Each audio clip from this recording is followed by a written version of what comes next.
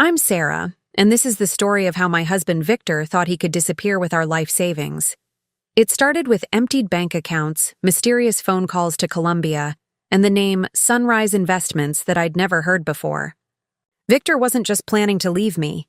He was planning to take everything we'd built together over 12 years of marriage. But he made one critical mistake. He underestimated me. I didn't fall apart when I discovered he'd drained our accounts. Instead, I made one phone call that changed everything, to his boss. Before we jump back in, tell us where you're tuning in from, and if this story touches you, make sure you're subscribed, because tomorrow I've saved something extra special for you. What happened the next morning wasn't just unexpected. It was the beginning of Victor's carefully constructed plan crumbling around him, but the worst part wasn't just the betrayal or the money. It was realizing how meticulously he'd planned it all, how many lies he'd told over months, and the shocking lengths he was willing to go to leave me with nothing. This is the story of how I fought back when I had nothing left to lose. I still remember that Monday morning in April. The spring sunshine streamed through our kitchen windows as I sat at the table, staring at my laptop in disbelief. I'd just logged into our joint account to pay our monthly bills, something I did routinely on the first Monday of every month. Except this time, the balance that should have shown $38,542 showed just $117,043. My coffee went cold beside me as I frantically logged into our savings account. The $159,000 we'd been saving for our dream house, gone. Our emergency fund of $22,000, gone. The investment account with $95,000 from my inheritance after my father passed, gone. All of it, transferred out over the weekend while I'd been visiting my sister Carmen in Phoenix. My hands trembled as I called Victor. The call went straight to voicemail, just like the 5 calls I'd made that morning when he didn't come home Sunday night. I'd assumed he was working late and crashed at his colleague Brad's place like he occasionally did. Now, a different reality was taking shape. Victor, I'm looking at our bank accounts. Everything's gone. Call me back immediately. My voice sounded foreign to my own ears, too calm, too controlled for the hurricane raging inside me. I tried to think rationally. There. Had to be a mistake. Maybe our accounts had been hacked? I called the bank, my heart pounding as I was put on hold. When the representative finally answered, what she told me made the room spin. Mrs. Delgado, those transfers were authorized using the correct account credentials and security questions. They were initiated on Friday at 3:42 p.m. and completed early Saturday morning. The funds were transferred to an account at First Global Bank under the name Sunrise Investments. I didn't authorize any transfers, I said, my voice rising. That's our life savings. I understand your concern, but according to our records, the transfers were initiated from your home IP address using your husband's login credentials. There was also a phone verification that matched your husband's number on file. The room seemed to close in around me. Victor had planned this. While I was packing for my weekend with Carmen, he was emptying our accounts. While I was sending him photos of my niece's birthday party, he was erasing our financial future. I hung up and sat in stunned silence. 12 years of marriage, a home we'd built together, vacations, holidays, the fertility treatments we'd been saving for. All of it reduced to $117,043 and a name I'd never heard. Sunrise Investments. I forced myself to move, to think. I went to our home office, the space where Victor had been spending increasingly late nights over the past few months. Working on a big project, he'd said. This promotion could change everything for us. I started searching through his desk drawers, finding nothing unusual until I reached behind the filing cabinet and felt something taped to the back. A passport, Victor's, but issued just 3 months ago. His regular passport was in our safe. Why would he need a second one? And then I saw it, the visa for Colombia stamped inside, dated for entry yesterday. My mind raced back through the past few months. Victor taking more international calls than usual. his sudden interest in learning Spanish through those late-night language apps, the way he'd begun asking about my schedule, my plans, making note of when I'd be away from home. I sank into his office chair, my thoughts swimming with confusion and betrayal. How had we gone from renovating our Craftsman home together, from planning fertility treatments, from Friday night dates, to this? The man who had proposed in the mountains, who had held me through 2 miscarriages, who had promised we'd build our family when the time was right. Had he been planning this? All along, as I sat there, surrounded by the remnants of what I thought was our life together, I remembered Alejandro Reyes, Victor's boss at Solaris International. The man who had toasted our marriage at dinner parties, who had mentored Victor through his rise to regional director for Latin American markets. If anyone might know something about Victor's strange behavior, it would be Alejandro. I found his business card in Victor's desk drawer and dialed the number with shaking fingers, not knowing that this single phone call would completely alter the course of the next 24 hours. Alejandro Reyes, he answered on the 3rd ring, his voice crisp and professional. Alejandro, it's Sarah, Victor's wife. I struggled to keep my voice from breaking. Sarah? Is everything all right? Victor called. In sick today, which is unusual for him. I took a deep breath. No, everything is not all right. Victor has emptied our bank accounts, all of them, and I've just found a second passport with a visa for Colombia. He didn't come home last night, and I can't reach him. There was a long pause. When Alejandro spoke again, his voice had changed. Sarah, can you come to my office right now? Why? Do you know something? Another pause. I think it's better if we talk in person.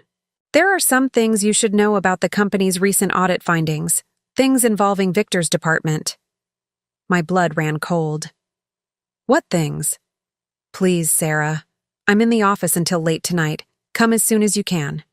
As I drove toward Solaris International's gleaming headquarters, memories of the life Victor and I had built together flooded my mind. Memories that now seemed like scenes from someone else's story, someone else's marriage. Had any of it been real? Or had Victor always been planning his escape, just waiting for the right moment? Before our world collapsed into chaos, Victor and I had what anyone would call an enviable life. We met at a charity gala 12 years ago. I was there representing the architectural firm where I worked, and he was attending with Solaris International executives. Our eyes met across the room in that cliché way I'd always rolled my eyes at in movies. Yet there we were, drawn to each other through a crowded room of strangers. Our courtship was a whirlwind. Victor was charming, ambitious, and attentive. He sent flowers to my office, remembered small details about my preferences, and made me feel like I was the center of his universe. 6 months later, he proposed during a weekend trip to the mountains. 1 year after that, we were married in Satidi, a garden ceremony with 100 of our closest friends and family members in attendance. We bought our house in the suburbs 8 years ago, a 2-story Craftsman with character and potential. Weekends became renovation projects, with Victor handling the structural work while I designed the spaces. We painted walls together, argued over light fixtures, and compromised on the kitchen backsplash. Every corner of that house contained a memory of our shared dreams. This is the dining room where we'll host Thanksgiving for our families, he'd said, measuring for a table we'd have custom made. This bedroom will make a perfect nursery someday, I'd suggested, and he'd smiled. Pulling me close, our routines were comfortable, established. Victor left for work at 7:15 each morning, kissing me goodbye regardless of whether I was awake or still burrowed under the covers. I worked from my home office as an architectural consultant, taking on projects that allowed me creative freedom, without the constraints of a corporate position. Victor would return home around 6:30, and we'd cook dinner together, talking about our days. "How's the Thompson project going?" he'd ask, chopping vegetables while I stirred sauce on the stove. "They finally approved the sustainable materials budget," I'd reply. "How about the Colombian expansion? Moving forward, finally. Preparing and narrating this story took us a lot of time, so if you are enjoying it, subscribe to our channel. It means a lot to us. Now back to the story. Alejandro's giving me a lot of autonomy with this one. Friday nights were sacred. No work, no distractions, just the two of us reconnecting after busy weeks. Sometimes we'd try new restaurants, other times we'd stay home with takeout and a movie. Victor would loosen his tie, kick off his shoes, and become the relaxed, playful man I'd fallen in love with, away from the pressures of corporate expectations. We had a solid group of friends, other couples we'd vacation with, host game nights with, celebrate milestones alongside. Carmen, my sister, adored Victor from the beginning. He's solid, she'd told me after meeting him, the kind of man who shows up when it matters. Our financial situation was stable and steadily improving. Victor's career at Solaris had been on an upward trajectory since he joined the company 15 years ago. Starting in operations management, he'd worked his way up to regional director for Latin American markets, a position that came with significant responsibility and compensation. My freelance work provided a comfortable supplemental income and the flexibility I wanted. We maintained separate personal accounts, but shared a joint account for household expenses and savings goals. Our major financial decisions were always made together. The house purchase, Victor's MBA that we paid for without loans, the vacation property we were saving for. We weren't extravagant, but we traveled well, enjoyed good food, and never worried about meeting our obligations. The challenge in our otherwise picture-perfect life was starting a family.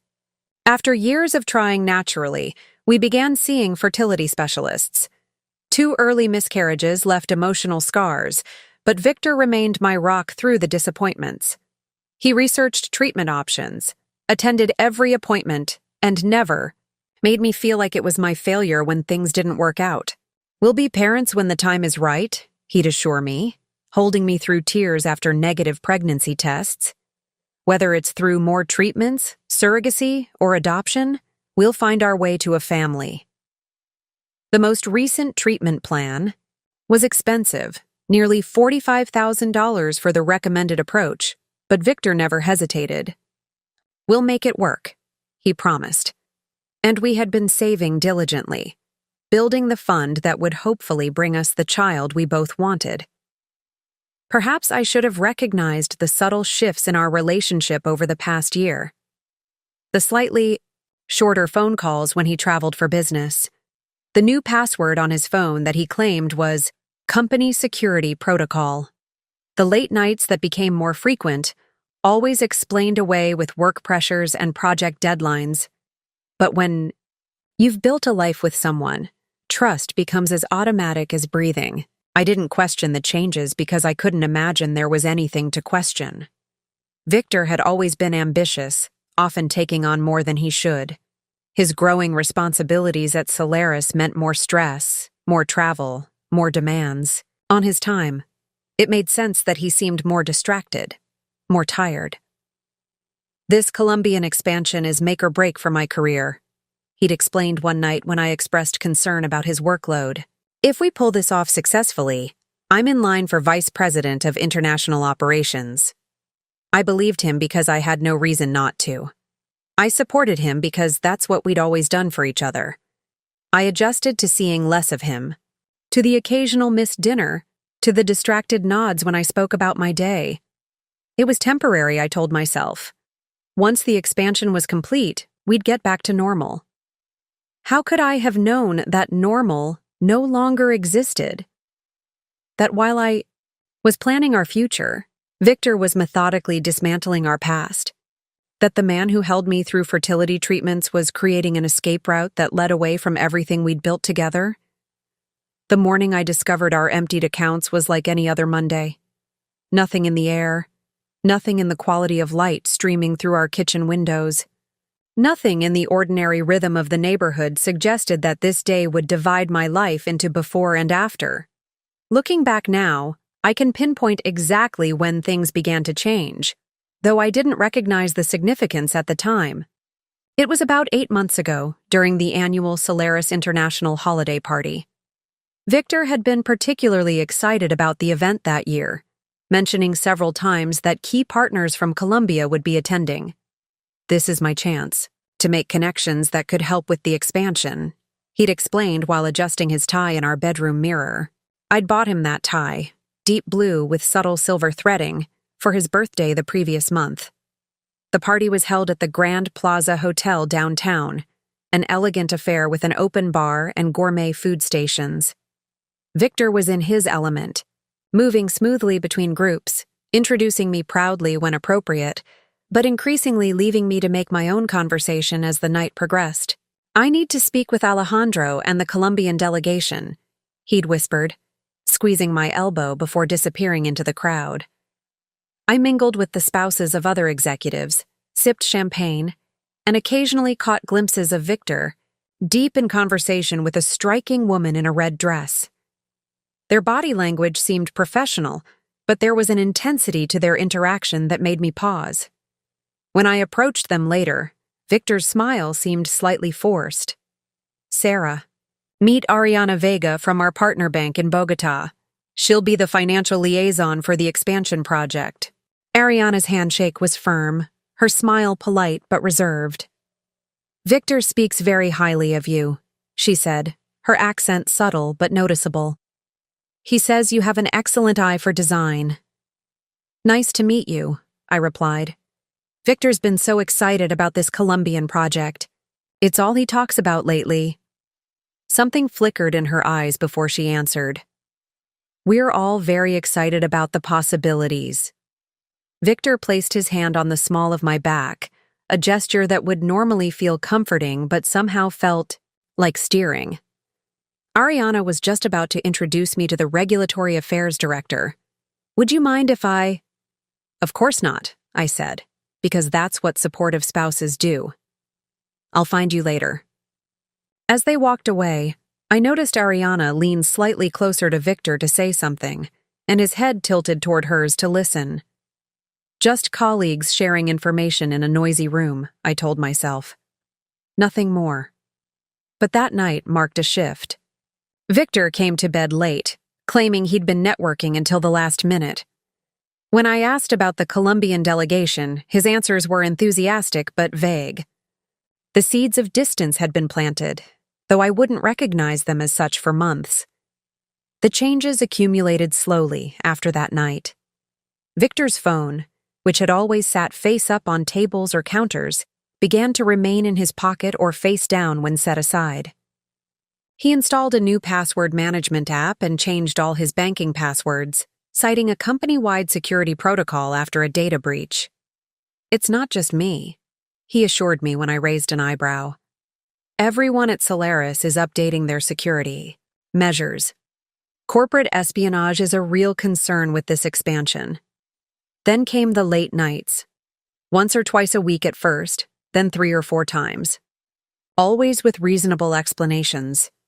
The time difference with Colombia means late calls. The project timeline is accelerating. Alejandro needs the projections by morning. I believed him because distrust requires evidence, and love naturally fills gaps with favorable assumptions. When he missed our anniversary dinner because of a last-minute emergency meeting, I accepted his elaborate apology and the expensive bracelet that followed. When he began taking calls in the bathroom with the shower running, I told myself he was being considerate, not wanting to disturb me with work talk. The first concrete red flag appeared about 5 months ago.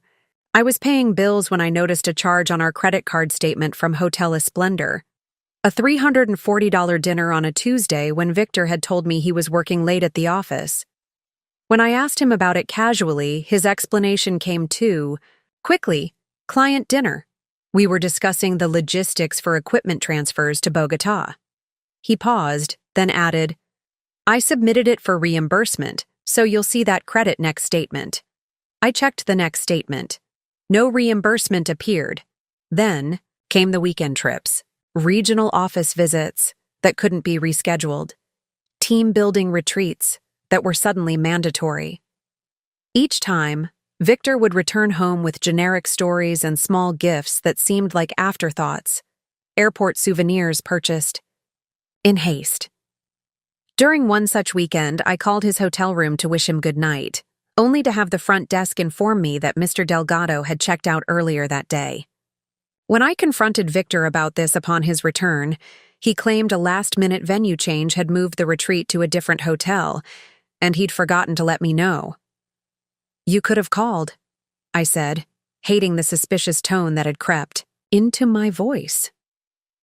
"I should have," he agreed, looking appropriately contrite.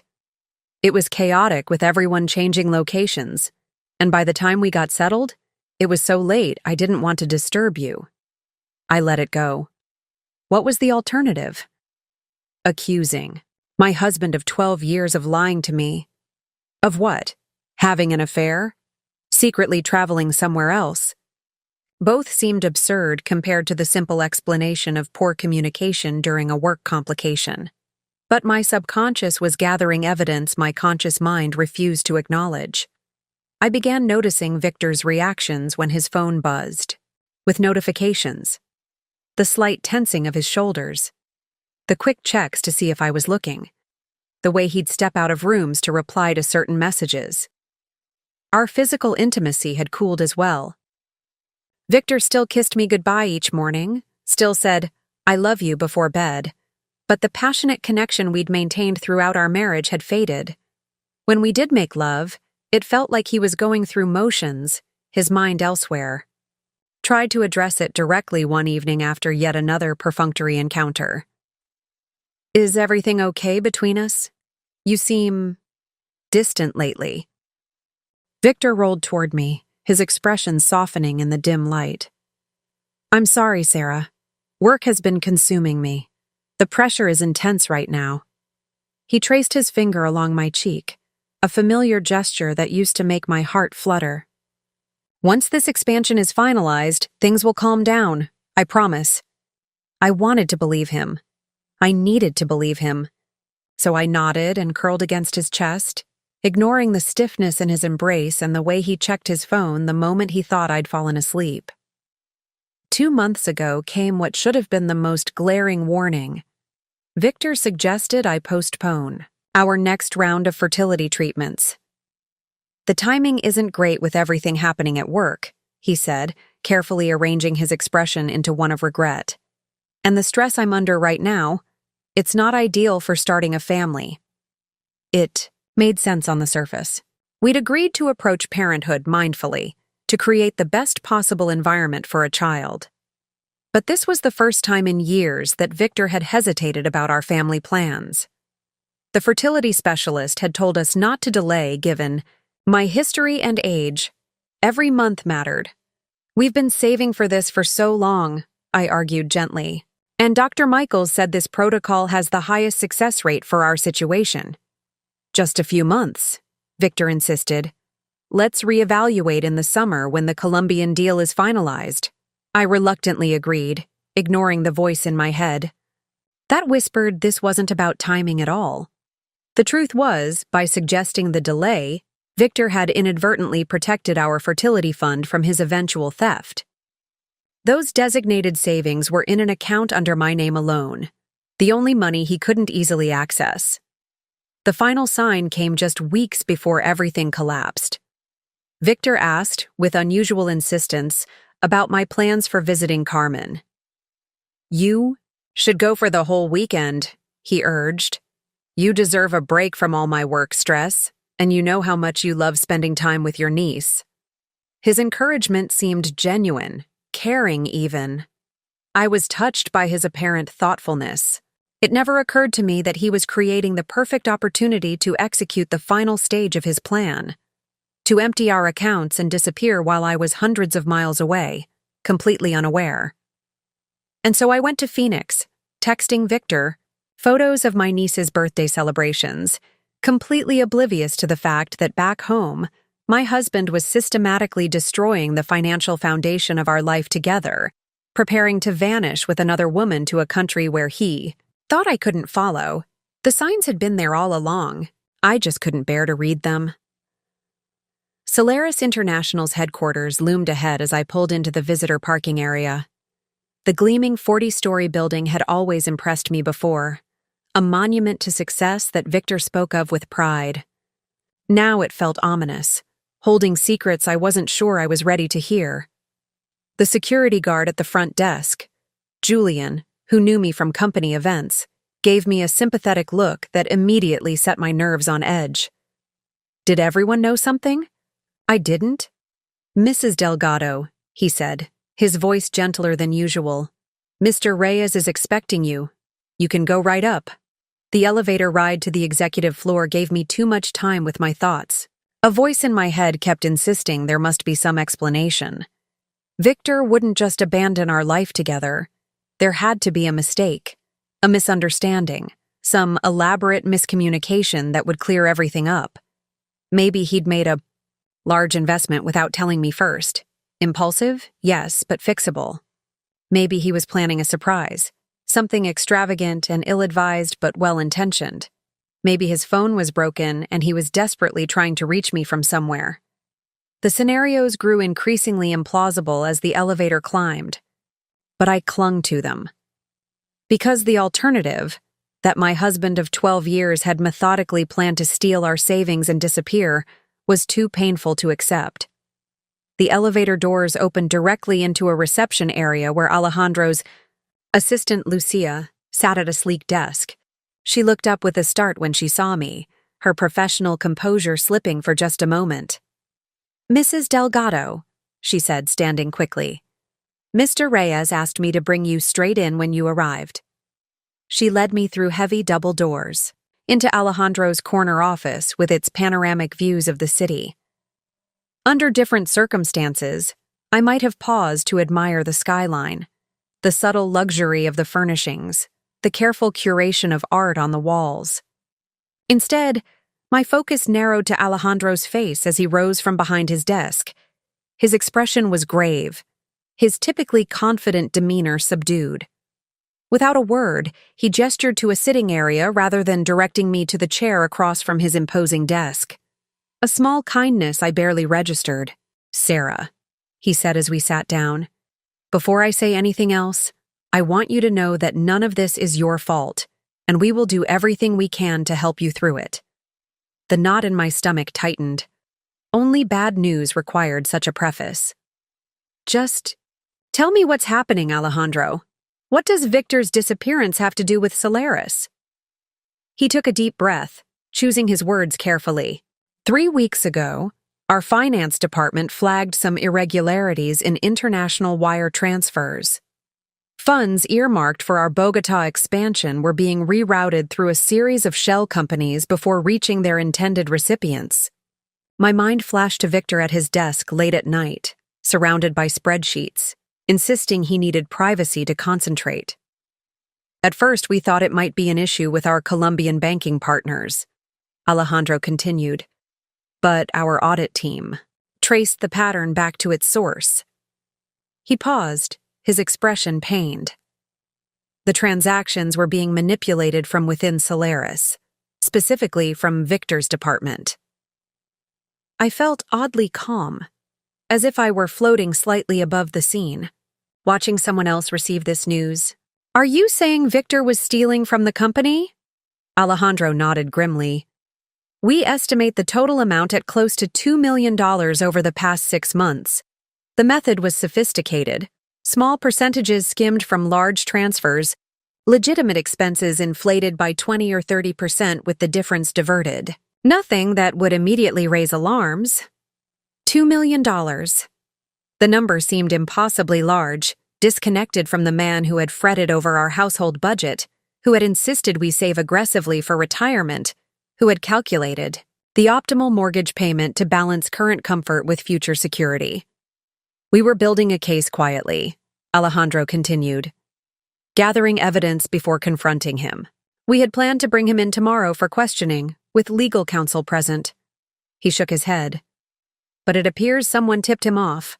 Our IT security team detected an unauthorized remote access to the audit files over the weekend, while I was in Phoenix.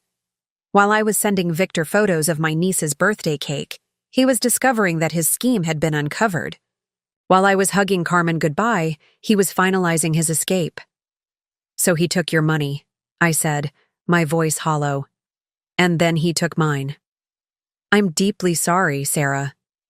Alejandro's voice was heavy with genuine regret. "If there had been any indication, he would target your personal finances. We would have warned you immediately." I nodded mechanically, unable to form a response that made sense. My mind kept circling back to one question. "Why?"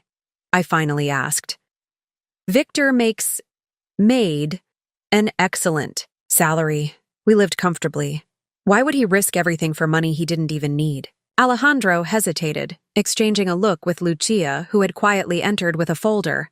The silent communication between them sent a chill through me. "There's more, isn't there?" I asked. Alejandro took the folder from Lucia and placed it on the coffee table between us, not opening it. "Our investigation uncovered communication between Victor and a financial officer at our partner bank in Bogotá, Ariana Vega, the woman from the holiday party, the striking woman in the red dress whose name had occasionally peppered Victor's work stories. Always professional mentions, always in the context of the expansion project. The communications started professionally," Alejandro continued carefully, "but became personal in nature over time. Personal. Such a neutral word for what he was actually saying. He's been having an affair." The words came out flat, a statement rather than a question. "We believe so, yes. And we have reason to think Ms. Vega is involved in the financial irregularities as well. Her position at the bank would have given her the access needed to help conceal the diverted funds." My mind flashed to all those late-night calls Victor had taken in private. The weekend, work. Trips that couldn't be rescheduled. The growing distance between us that I'd attributed to work stress. All along, it had been her. Them. Planning not just financial theft, but the theft of our entire future. Alejandro opened the folder, revealing what appeared to be bank statements. "We've traced the majority of the embezzled funds to an account, registered to a company called Sunrise Investments. It was established in Panama 3 months ago. Sunrise Investments. The same name on the transfers from our personal accounts. It wasn't just parallel schemes, it was one coordinated plan. The timing suggests they've been planning this exit strategy for months," Alejandro said. "Creating offshore accounts, establishing shell companies, preparing for a clean break. A clean break. As if 12 years of marriage, a home built together, dreams of a family, could be severed so clinically. As if I were just another loose end to be tidied away." "What happens now?" I asked, surprising myself with the steadiness in my voice. "Solaris has already notified the FBI's Financial Crimes Division. Corporate theft of this magnitude is a federal offense." Alejandro leaned forward, his expression intent. "But Sarah, if Victor has fled the country, recovery becomes much more complicated. Colombia's extradition procedures can be lengthy, especially in financial cases." The weight of reality was finally sinking in. My husband was gone. Our savings were gone. And there was no quick fix. No immediate resolution that would restore what had been stolen. Not just our money, but my trust, my security, my understanding of the life I'd been living. "I need a moment," I said quietly. Alejandro nodded, standing. "Of course, I'll give you some privacy. There's water on the sidebar if you need it. Take all the time you need." When the door closed behind him, I finally allowed the tears to come. Not dramatic sobs, but silent streams that traced the contours of a face I no longer recognized in my mind's eye. Who was I now? The woman who had been comprehensively deceived by the person she trusted most? The victim of an elaborate fraud disguised as a marriage? No, I wouldn't accept those identities. I wiped my tears with the back of my hand, anger beginning to replace the shock that had carried me through the morning. Victor had taken enough. He wouldn't take my dignity or my agency, too. I reached for the folder Alejandro had left, determined to understand exactly what I was facing. If this was my new reality, I would face it with clear eyes, no matter how painful the details. The folder contained page after page of damning evidence. Bank transfers with Victor's digital signature. Email exchanges with Ariana discussing transfer schedules, carefully worded but clear in their intent. A timeline meticulously assembled by Solaris's forensic accounting team showing the gradual escalation of theft, small amounts at first, growing bolder as success bred confidence. Most disturbing was a printout of a text message exchange between Victor and Ariana from just 2 weeks ago. Actor, everything in place. S visiting her sister first weekend in April. Perfect window. Ariana, tickets confirmed. Villa viewing scheduled for the 15th. Time to start our real life. Victor, can't wait to wake up with you without having to leave. I stared at those words until they blurred. Our real life. As if our marriage had been some kind of holding pattern, a temporary arrangement until something better came along. The casual cruelty of it stole my breath. When Alejandro returned, I had composed myself, the initial shock hardening into something colder and more focused. I need to know everything, I said before he could speak. Not just about the company, theft, but about their plans, their communications. Anything that might help me find them.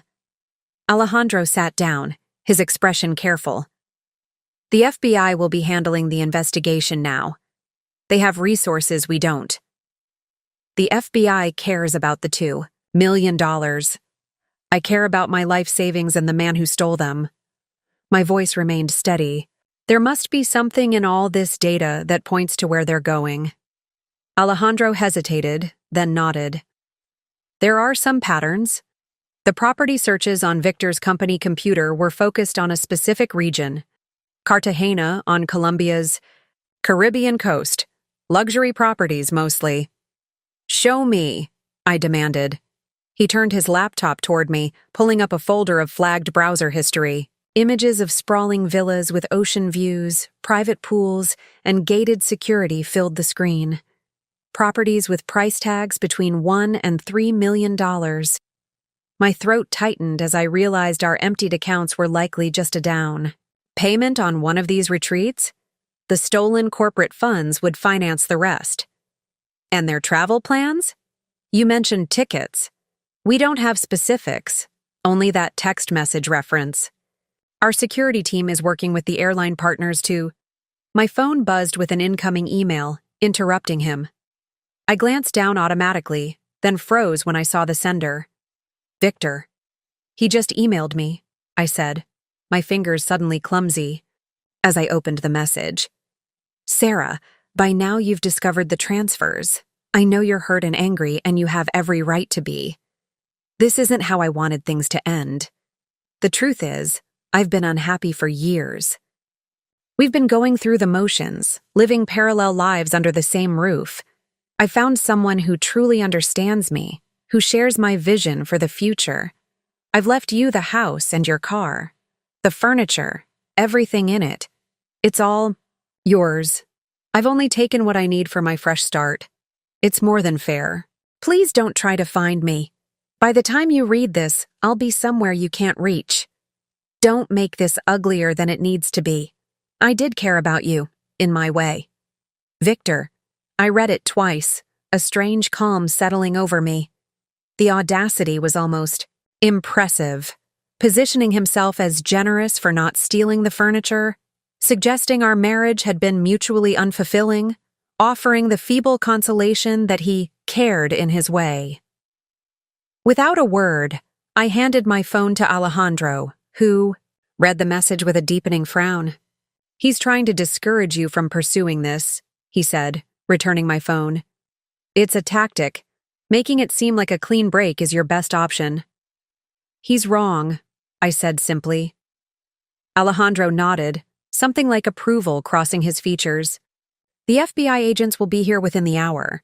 They'll want to interview you, get access to your accounts, understand the full scope of both the corporate and personal theft. The thought of explaining our marital history, our finances, our private life to federal agents made my stomach clench, but I nodded. Whatever it takes. Alejandro's phone rang. He checked the display and stood quickly. It's our head of security. Excuse me a moment. While he took the call by the window, I scrolled through Victor's email again, searching for anything useful between the lines of his calculated goodbye. The tone was too confident, too certain he was beyond reach. That suggested he believed his plan was foolproof, that he was either already out of the country or had guaranteed means to leave imminently. Alejandro returned, his expression animated with fresh urgency. Our security team just received an alert. Victor's company credit card was just used at a gas station on the Northern Highway, about 40 minutes from here. My pulse quickened. He's still in the country? It appears so. I've asked security to pull the surveillance footage from the gas station. If we can confirm it's him, we need to go there, I interrupted, already standing. Now, before the trail goes cold. Alejandro hesitated. Sarah, this isn't a matter for civilians. The FBI will be an hour behind us. I know my husband, Alejandro. I know how he thinks. I might see something they would miss. I gathered my purse, my determination mounting. You can stay here and wait if you want, but I'm going. He studied me for a moment, then nodded sharply. I'll drive. 20 minutes later, we were in Alejandro's sleek black Mercedes, speeding toward the gas station. The highway stretched before us, a concrete ribbon leading north toward the state border. My mind raced faster than the car, cycling through possibilities. If Victor was still in the country, why? His meticulous planning suggested he should have been long gone. Had something gone wrong with their escape plan? Was he meeting Ariana somewhere before their final departure? Do you think she's with him? I asked, breaking the tense silence in the car. Alejandro kept his eyes on the road. Possibly. Our security team is checking if she's still in Colombia or if she's traveled here. Border Control has been notified to watch for both their passports. Has too, I said. I found a second passport hidden in his office at home. It's new, issued just 3 months ago. Alejandro's grip tightened on the steering wheel. A duplicate identity? That's concerning. It means he might try to cross borders under different credentials. The implications were sinking in. This wasn't just opportunistic theft. It was an elaborate scheme with international complications. Victor and Ariana weren't just running away together. They were establishing new lives with stolen millions in a country where they thought they'd be untouchable. My phone rang, Carmen's name lighting up the screen. I had texted her earlier with a brief, sanitized version of events. Victor and I, having serious issues. We'll explain later. I wasn't ready to tell her everything. I can't talk right now, I answered quickly. I'm in the middle of something important. Sarah, what's going on? Your message freaked me out. I promise I'll call you tonight. I can't explain right now. Are you safe? Her voice was tight with concern. I glanced at Alejandro, at the determined set of his jaw as he navigated traffic with focused precision. Yes, I'm safe. I'm with Victor's boss. We're trying to sort things out. Sort what out? Sarah, you're scaring me. I have to go. I love you. I ended the call before she could press further, silencing my phone as it immediately began ringing. Again. Alejandro gave me a sidelong glance. You'll need to tell your family eventually. Eventually, I agreed, but right now I need to focus on finding Victor. We fell silent as the GPS announced we were 5 minutes from the gas station. I stared out the window at the passing landscape, suburban developments giving way to more rural settings. Victor and I had talked about buying property out this way. Someday, a weekend retreat with space for future children to run, to plant a garden, to host family gatherings. Had any of those conversations been genuine? Or had he been playing a role all along, pretending to share dreams he never intended to fulfill? The gas station appeared ahead, a modern facility with multiple pumps and a convenience store. Alejandro pulled in, parking near the entrance rather than at a fuel island. "Let me do the talking," he said as we exited the car. "Solaris has significant corporate accounts with this chain. They'll be cooperative." Inside, the manager, a balding man with a name tag reading Pedro, recognized Alejandro immediately. The corporate world's hierarchies extended further than I had realized. "Mr. Reyes, what can I do for you?" Pedro asked, his demeanor instantly deferential. "We need to see your security footage from approximately 1 hour ago," Alejandro stated, his tone making it clear this wasn't a request. "One of our executives used his corporate card here, and we need to verify some details." Pedro nodded, leading us to a small office behind the counter. "Of course, sir. Our system stores 24 hours of footage. Do you know which pump he used?" Alejandro consulted his phone. "The transaction shows pump 4 at 10:14 a.m. Pedro typed commands into an outdated computer, and grainy footage appeared on the monitor. He scrolled back through the timeline, stopping when the counter showed 10:12 a.m., and there he was. Victor, in a dark jacket I'd never seen before, baseball cap pulled low, but unmistakably my husband.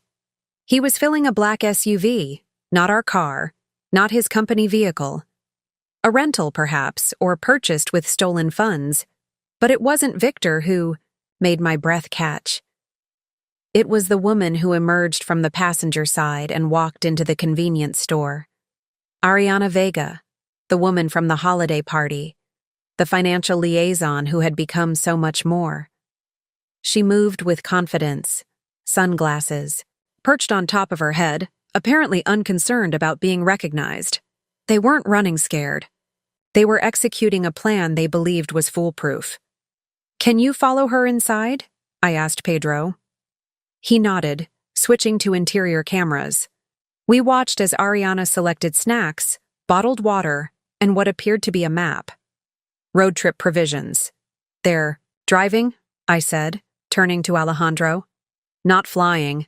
They're taking a land route out of the country." Alejandro was already on his phone. "I need to alert the FBI and Border Patrol immediately. Can we see which direction they headed after leaving?" I asked Pedro, my heart pounding with a strange mix of dread and determination. He nodded, switching to an exterior camera that captured the gas station exit. We watched as the black SUV pulled out, turning right, continuing north. "There are 3 major border crossings if they keep heading that direction," Alejandro said, still on the phone with someone from his security team. "But they'd be foolish to use an official crossing point with their identities flagged." A thought struck me. Can we go back to when they first arrived? I want to see if they came from the south or the north. Pedro rewound the footage. The SUV appeared from the left side of the frame, coming from the south, from the direction of the city. They weren't returning from somewhere. They were just beginning their journey. "Is there any way to get the license plate number?" I asked, leaning closer to the grainy screen. Pedro adjusted the image, zooming in and enhancing as best the outdated system allowed. The plate came into focus. A rental car, judging by the distinctive tag format.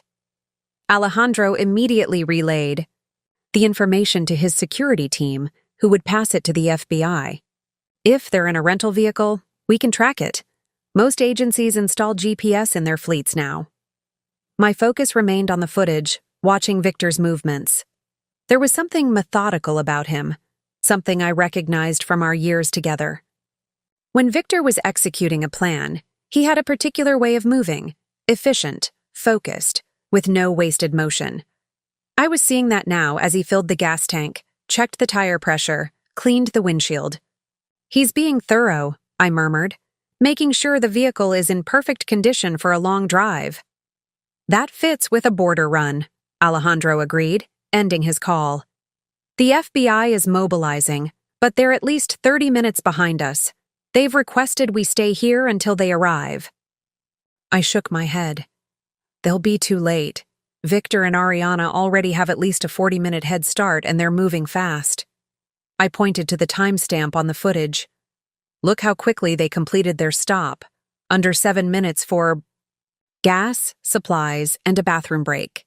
They're not lingering. A debate played across Alejandro's features: follow protocol or follow the lead. Finally, he nodded. You're right. We can at least drive in their direction, see if we spot the vehicle. The FBI can catch up to us on the road.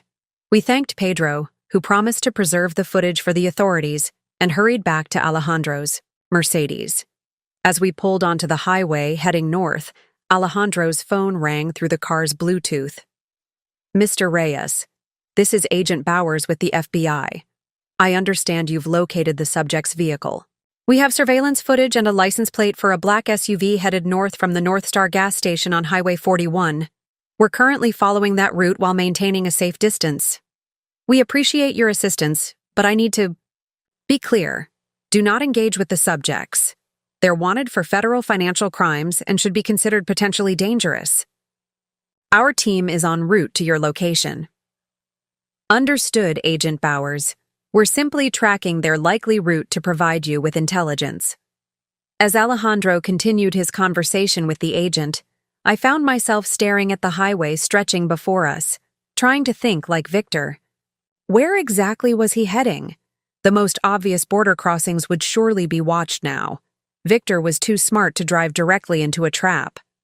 My thoughts were interrupted by another call coming through on Alejandro's phone. He switched over. Mr.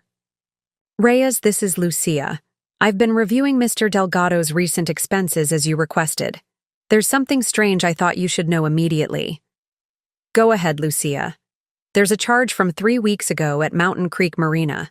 It's listed as client entertainment, but it's a substantial amount, $4,200. Marina. The word hit me like a lightning bolt. They're not driving to a border crossing, I said, the realization crystallizing. They're headed to a marina. They're leaving by boat. Alejandro looked at me sharply. Are you certain? It makes perfect sense. Victor knows his passport would be flagged at airports and land crossings. But private boats, much less scrutiny, especially at smaller marinas. And he's always been comfortable on the water. He crewed in college. Lucia, can you pull up the exact details of that marina charge? What exactly was he paying for? One moment, sir. We heard keyboard clicks in the background. It's listed as a slip rental and maintenance services for a vessel named Nuevo Amanecer, New Dawn, in Spanish. A chill ran through me. Victor didn't speak Spanish. At least he hadn't until recently, when he'd started those language apps for the Columbia project. When is the rental period? Alejandro asked, more typing. It's a 3-month contract starting 3 weeks ago. I met Alejandro's gaze. That's their escape vessel. They're not driving to the border. They're driving to the marina. Alejandro immediately relayed this information to Agent Bowers, who was still on the other line. The agent's response was immediate. We're redirecting units to Mountain Creek Marina. It's approximately 90 minutes north of your current position. Do not approach the marina yourselves. I repeat, do not approach. Understood, Alejandro replied, but I could see determination settling in his expression. We were closer than the FBI, much closer. As we continued north, my phone buzzed with a text message. Unknown number. I opened it cautiously. I know you're following us. Turn around and go home, Sarah. Some things aren't worth chasing. My blood ran cold. Victor knew we were coming. But how? I showed the message to Alejandro, whose jaw tightened. He might have someone watching the gas station security feeds remotely. Or what? Or he has access to Solaris's security systems and is monitoring our communications. Alejandro hit the steering wheel in frustration. I should have considered that possibility. As regional director, he had high-level clearance. The implications were serious. If Victor could monitor Solaris communications, he knew the FBI was involved. He knew we'd identified his escape route. He knew exactly how much time he had to reach the boat and disappear. Alejandro made a sudden decision, pulling off at the next exit. We need to switch vehicles and change our approach. If he's tracking my car or my phone, we're leading him straight to our moves. The exit led to a small shopping center. Alejandro parked behind a restaurant, turning to me with grim determination. We have two options. Wait for the FBI to handle this, which is the safer choice. Or continue on our own, which is risky, but might be our only chance to catch them before they reach the marina. I didn't hesitate. I didn't come this far to stop. Now? But we need transportation. Alejandro nodded, pulling out his wallet and extracting a wad of cash. I keep emergency funds, enough to rent a car without using cards that could be traced. 20 minutes later, we were back on the highway in a nondescript gray sedan rented from a local agency with cash and Alejandro's backup ID. Both our phones were turned off and stored in the glove compartment to prevent any potential tracking. The marina is about an hour from here if we maintain this speed, Alejandro said, pushing the rental car faster than was strictly legal. We have to assume Victor and Ariana know we've identified their destination. I gripped the door handle, my mind racing through scenarios. If they reach that boat before we do, they'll be gone. International waters, then on to wherever they've planned. Colombia, probably. Maybe beyond. The FBI has alerted the Coast Guard, but locating a single vessel once it's out in open water. Alejandro didn't need to finish the thought. We drove, intense silence, each mile bringing us closer to what felt like the final confrontation. I found myself thinking about the Victor I thought I knew, the man who had wooed me at that charity gala, who had built a life with me, who had held me through miscarriages and celebrated promotions and renovated our home. Had any of it been real? Or had I been living with a stranger who wore my husband's face?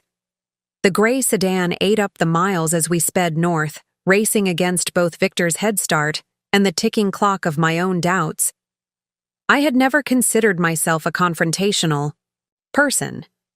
In our marriage, I had been the peacemaker, the one who sought compromise. Now I was hurtling toward a showdown I couldn't fully imagine. What exactly are we going to do if we find them? I asked finally. We're not law enforcement. We can't arrest them. Alejandro's hands tightened on the steering wheel. We can delay them. Create a disturbance, alert marina security, anything to keep them from boarding that boat until the FBI arrives. It wasn't much of a plan, but it was all we had. As we approached the marina area, Alejandro slowed, taking back roads to approach from an unexpected direction. Mountain Creek Marina came into view, a sprawling facility with several docks extending into a large lake that eventually connected to the river system and, ultimately, the ocean. There, I said, pointing to the parking area. The black SUV. Alejandro pulled over immediately, parking behind a maintenance building where our car wouldn't be immediately visible. We were just in time. Through the chain-link fence surrounding the marina, I could see Victor and Ariana unloading bags from the SUV, moving with the urgent efficiency of people who knew they were being pursued. They're heading for the docks, Alejandro said, pulling out binoculars from the rental car's compartment. Slip 42, according to the records. That would be on the far eastern dock. I strained to see through the fence. Victor and Ariana were now making their way down the main dock, each carrying duffel bags and what looked like provisions for a journey. Even from this distance, I could see the tension in Victor's posture, the way he kept checking over his shoulder. There's a pedestrian entrance over there, I said, pointing to a gate about 50 yards away. But we'll need a key card or something to get in. Alejandro was already moving. Follow me. I have an idea. We approached the marina entrance, where a small office housed the management staff. Through the window, I could see an older man behind the counter, helping another customer. Alejandro straightened his tie, transforming instantly from our frantic chase into the poised executive I'd seen at company functions. Let me handle this, he murmured as we entered. The bell above the door jingled cheerfully, incongruous with the storm of emotions raging inside me. The office smelled of coffee and sunscreen, with fishing trophies mounted on the walls and brochures for local attractions fanned out on a side table. Such ordinary details in what felt like the most extraordinary moment of my life. "Good afternoon," Alejandro said smoothly once the other customer had left. "I'm here regarding the vessel Nuevo Amanecer. There seems to be an urgent issue with the registration." The manager, his nameplate read Frank, frowned slightly. "Nuevo Amanecer? That would be Mr. Delgado's boat. Slip 42. Is there a problem?"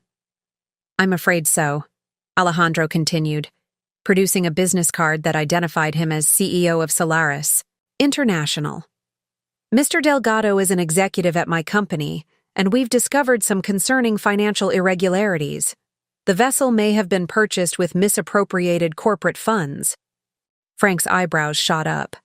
That's above my pay grade, sir." "We understand. We simply need access to speak with Mr. Delgado, who should be at the boat now. It's a sensitive matter we'd prefer to handle privately before authorities become involved." The mention of authorities seemed to sway Frank, who nodded and reached for a set of key cards. "I can escort you to the dock." "That won't be necessary," Alejandro said smoothly. "We know where it is, and this is a delicate corporate matter." Frank hesitated, then handed over 2 visitor passes.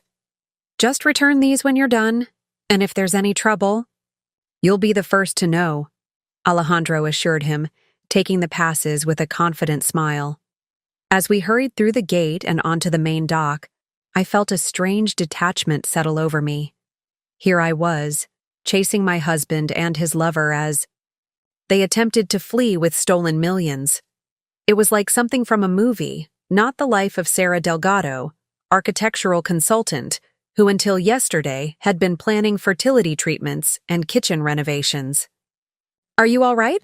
Alejandro asked, noticing my expression as we navigated between rows of boats. "I don't know what I am," I answered honestly. "Angry, hurt, shocked. But mostly, I just need answers." We rounded a corner and Slip 42 came into view. Moored there was a gleaming white yacht, perhaps 40 feet long, with the name Nuevo Amanecer painted in elegant script on the stern. It wasn't enormous, but it was certainly large enough for an ocean crossing with 2 people. And there, on the deck, were Victor and Ariana stowing their bags and making final preparations. They hadn't seen us yet, focused as they were on their departure. I stopped abruptly, suddenly frozen. This was real. My husband, the man I had built a life with, shared a bed with, planned a family with, was escaping to a new life with another woman and our money. The abstract knowledge became visceral reality as I watched him move around the deck with comfortable familiarity, occasionally touching Ariana's arm or waist with the casual intimacy of established lovers. A wave of nausea swept through me, followed by a surge of rage so intense it made my vision blur at the edges. 12 years. 12 years of my life invested in a marriage that had apparently meant nothing to him. Fertility treatments we'd researched together, while he was planning his escape. Anniversary celebrations that he'd endured while building a relationship. With another woman. Sarah? Alejandro's voice seemed to come from far away. "The FBI is still at least 15 minutes out. We need to delay them somehow." I nodded mechanically, unable to tear my eyes from the scene on the boat.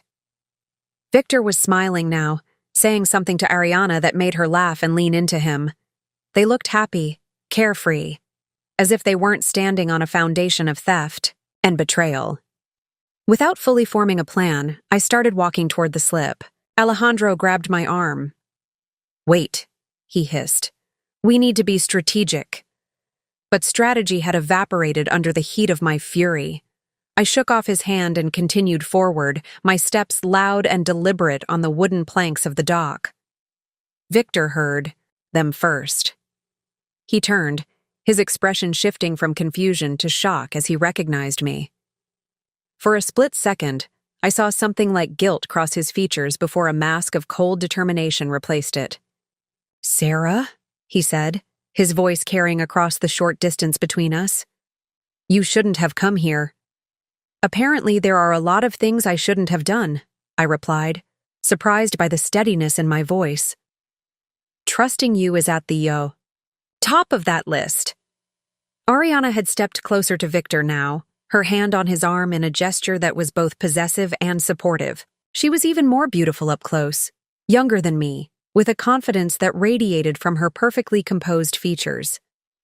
This is pointless, Victor said, his tone clipped. You can't stop us, and you're only making this more difficult for yourself. More difficult? I repeated, incredulous. You stole our life savings. You embezzled from your company. You're fleeing the country with a woman you've been having an affair with. And you think I'm making things difficult? Victor's jaw tightened. I left you the house, the car. It's more than fair. The audacity stunned me into momentary silence. More than fair. As if our marriage had been a business arrangement he could liquidate at will, tossing me a few assets as settlement. You left me with nothing, I said, stepping closer to the edge of the dock. You took money I earned. Money my father left me when he died. Money we were saving for fertility treatments. Treatments you encouraged me to pursue while planning. Your escape. It wasn't working, Sarah, Victor said, his voice softening into something almost like pity. Our marriage, our plans, it was all going through the motions. You must have felt it too. Don't, I warned, my voice dropping dangerously. Don't you dare try to rewrite our marriage to justify what you've done. Ariana spoke then, her accented English precise and cool. Victor, we need to go. The tide will change soon. The casual way she used his name, the easy authority in her tone, it made something snap inside me. This woman had helped dismantle my life, stolen my future, and now stood there urging my husband to hurry their escape. Did he tell you he was married when you first got involved? I asked her directly.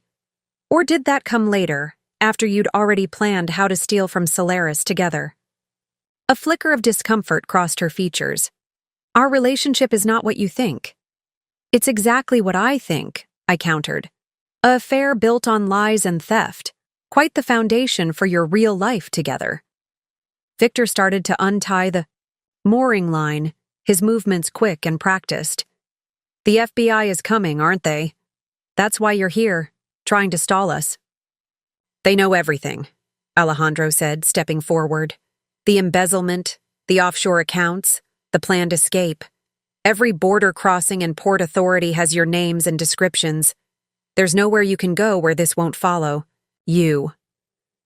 Victor's eyes narrowed as he registered Alejandro's presence. You too? I expected this from my wife, but you, after everything I've done for Solaris? After everything you've stolen from Solaris, Alejandro corrected sharply. $2 million, Victor. Did you really think we wouldn't notice? A cold smile spread across Victor's face. No, I knew you'd notice eventually. I just planned to be long gone by then. He turned to Ariana. Start the engines. She disappeared into the cabin, and moments later, the yacht's engines rumbled to life. Victor finished untying the mooring lines, tossing them onto the dock with practiced efficiency. Victor, please, I said, hating the plea in my voice but unable to stop myself. If you leave like this, there's no coming back. You'll be a fugitive. Is that really the life you want? For a moment, just a moment, something like doubt crossed his features. Then he glanced toward the cabin where Ariana waited, and his resolve hardened. Goodbye, Sarah, he said, stepping away from the edge of the boat as it began to drift from the dock. I'm sorry it ended this way. The yacht was moving now, pulling away from the slip with increasing speed. In moments they would be beyond reach, headed for open water and escape. I looked at Alejandro, desperation rising. We can't let them leave. The FBI won't get here in time. His expression was grim. I know. And that's when we heard it, the distinctive wail of sirens in the distance, growing louder by the second. The yacht was already several yards from the dock, its engines rumbling louder as it gained speed. Victor stood at the helm with Ariana beside him, both of them looking back at the dock where I stood with Alejandro. Despite the distance, I could see the moment Victor registered the sound of approaching sirens, his expression shifting from triumph to calculation. "They're going to make a run for it," Alejandro said, already reaching for his phone. "I need to tell the FBI exactly where to intercept them on the water." But I was no longer listening. My attention had been caught by a small speedboat docked 2 slips down, its keys dangling in the ignition. The owner was nearby, loading fishing gear into a truck in the parking lot, clearly finished for the day and preparing to leave. Without fully processing my actions, I moved toward the boat. Alejandro's voice followed me. "Sarah, what are you doing?" "We can't let them get away," I called back, already stepping into the speedboat. "Not with everything they've taken." "Sarah, this is insane. You can't just take someone's boat." But I could, and I was. 12 years of playing by the rules had led me here, standing on a dock watching my husband escape with another woman and our life savings. Sometimes the rules needed to be broken. I'd never operated a boat on my own, but I'd been on plenty with Victor over the years. He'd even let me take the wheel occasionally, explaining the basics of navigation and control. It couldn't be that different from driving a car, I reasoned, turning the key and feeling a surge of satisfaction as the engine roared to life. "Tell the FBI we're in pursuit," I called to Alejandro, who stood frozen on the dock, astonishment clear on his face, "and apologize to the owner for me." With that, I untied the moorings and pushed away from the dock, turning the throttle gradually to build speed in the direction Victor's yacht had headed. Behind me, I could hear Alejandro shouting something, but his words were lost to the wind and engine noise as I accelerated. The speedboat cut through the water with exhilarating velocity, far faster than Victor's larger vessel. Within minutes, I was gaining on them, the distance closing rapidly.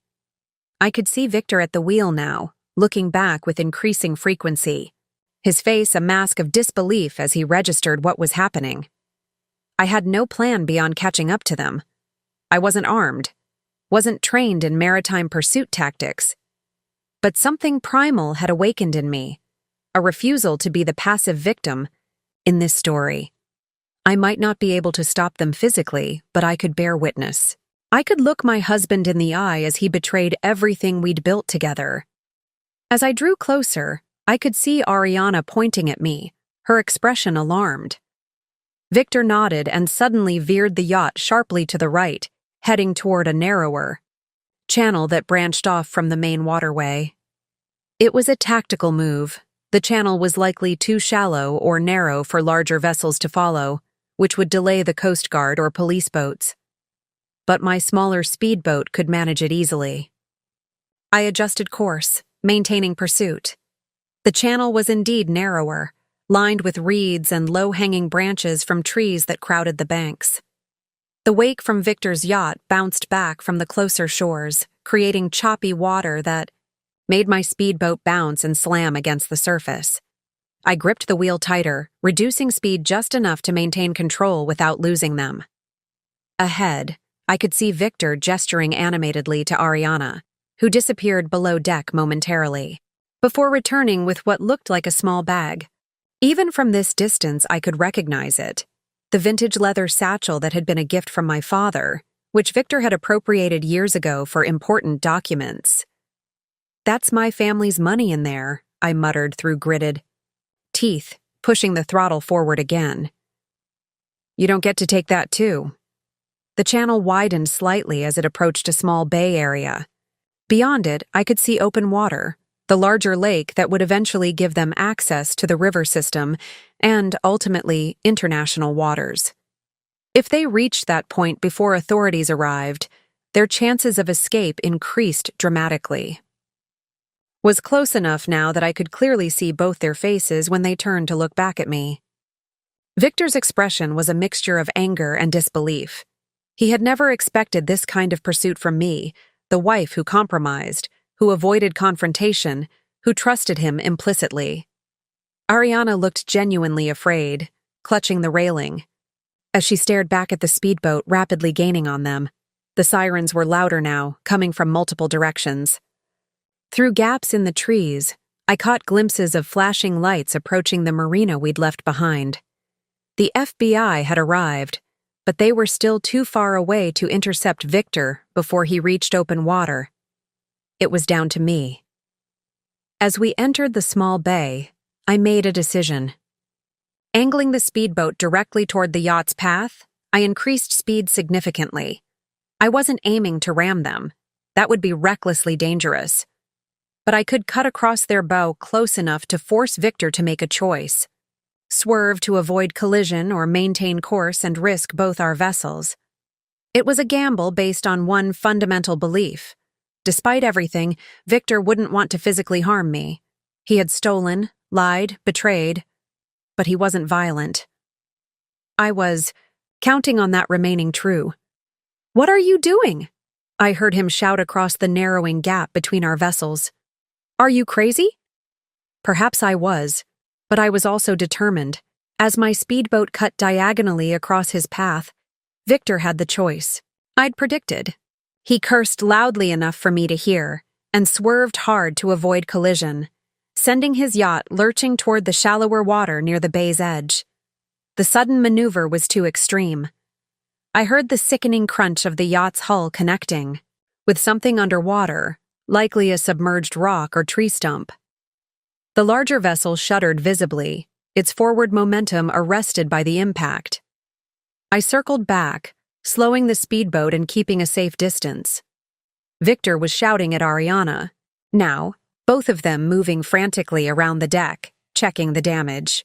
From what I could see, the yacht was taking on water, not rapidly enough to sink immediately, but enough to prevent them from continuing their escape. I cut the speedboat's engine, letting it drift closer to the stricken yacht. The sudden silence felt heavy after the roar of both engines. "It's over, Victor," I called across the water. "The FBI is here. There's nowhere left to run." His face when he looked at me was unrecognizable, contorted with a fury I had never seen in 12 years of marriage. "You've ruined everything," he snarled. "No," I replied calmly. "You did that when you decided to steal our future." Ariana was now frantically gathering bags, clearly preparing to abandon the damaged yacht. "We can still make it," she urged Victor, "if we take the small craft." She pointed to a tender, a small auxiliary boat secured at the stern of the yacht. Victor looked torn, glancing between Ariana and the approaching lights of what were likely Coast Guard or police vessels entering the bay from the opposite side. "Don't," I said, reading his intentions. "They'll catch you anyway, and it will only make things worse." For a moment, I thought he might listen. Then he turned away, helping Ariana lower the tender into the water. They were really going to try it. A desperate final attempt to escape justice. As they clambered into the small boat, Victor clutching the leather satchel that likely contained cash or valuables, I could hear the unmistakable sound of approaching boats. Through the trees, 2 Coast Guard vessels appeared, lights flashing, entering the bay from the main lakeside. Victor saw them too. He froze, the tender bobbing in the water beside the damaged yacht, Ariana already seated with their most essential bags. This was his last moment to choose, surrender with some dignity or risking everything in a futile escape attempt. I held my breath, suddenly realizing how much I still wanted him to make the right choice, even after everything. Some small part of me still cared what happened to the man I had loved for 12 years, still hoped there was something redeemable beneath the betrayal. Our eyes met across the water. In that moment, I saw something shift in his expression, a flicker of the man I thought I knew. Resignation, possibly even remorse. Then the moment passed, and Victor stepped back onto the yacht, helping Ariana back aboard as well. He raised his hands slowly as the Coast Guard vessels approached, their loudspeakers ordering both vessels to remain in position. It was over. Not in the dramatic confrontation I had imagined, but in a quiet surrender on a peaceful bay, with the afternoon sun casting long shadows across the water. As the Coast Guard secured the yacht and FBI agents boarded from one of the vessels, I sat in the borrowed speedboat, suddenly exhausted. The adrenaline that had carried me through the chase drained away, leaving nothing but the hollow reality of what had happened. My marriage was over. My trust had been shattered. My financial security had been compromised, but I had refused to be a passive victim. I had fought back. And in that knowledge, I found a small kernel of strength that I suspected would eventually grow into something more substantial. Something that would carry me forward into whatever came next. The FBI agents took Victor and Ariana into custody, directly from the yacht. I watched from the speedboat as they were handcuffed and led onto the Coast Guard vessel, their faces grim with the realization that their elaborate escape had collapsed in spectacular fashion. The leather satchel, my father's gift, was confiscated by an agent who carefully logged it as evidence. When Alejandro finally reached me, arriving on one of the police boats that had joined the operation, his expression was a mixture of disbelief and reluctant admiration. "That was either the bravest or the most reckless thing I've ever seen," he said, helping me from the speedboat onto the police vessel. "Probably both." I was shaking now, the aftermath of adrenaline leaving me unsteady. I couldn't let them get away with everything. An FBI agent, a woman in her 40s with sharp eyes and a no-nonsense demeanor, approached us. "Mrs. Delgado, I'm Special Agent Rivera. We need to take your statement, but first, are you all right? Do you need medical attention?" I shook my head. "I'm fine, just processing everything." She nodded, understanding in her eyes. "It's a lot to take in. We've secured the suspects and are transporting them to the federal building downtown. We've also recovered numerous financial documents and what appears to be a significant amount of cash from their possession." "My money," I said, my voice smaller than I intended. "Our savings." "Potentially, yes. We'll need to document everything and connect it to your accounts. But if we can prove those funds were directly transferred from your joint accounts, the recovery process should be relatively straightforward." Relatively straightforward. Such a clinical phrase for the mess my life had become. Agent Rivera continued. "We'll need you to come to our offices to provide a complete statement. Mr. Reyes has already shared the corporate side of this case, but we need your details on the personal accounts." I nodded mechanically. "Whatever you need." As we returned to shore, I caught a final glimpse of Victor being led toward a waiting federal vehicle, his hands cuffed behind his back. Our eyes met briefly across the distance. I expected to see anger, perhaps blame for his capture. Instead, I saw something that might have been regret, quickly masked as he was guided into the car. The parking lot had transformed into a law enforcement staging area, with multiple vehicles and officers securing the scene.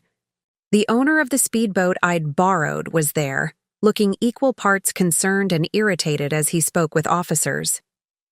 When he saw me, his expression shifted surprisingly. "You're the one who chased them down?" he asked, approaching as an officer explained who I was. I nodded, embarrassment washing over me. "I'm so sorry about taking your boat. I'll pay for any damages, any fuel." He waved away my concerns. "Boat's fine, and hell, if I'd known you were chasing down thieves who stole your life savings, I'd have handed you the keys myself." He extended his hand. "Name's Brad Thompson. You've got guts, lady." I shook his hand, oddly touched by this stranger's unexpected support. "Sarah Delgado, and thank you for understanding." The next few hours passed in a blur of statements and documentation.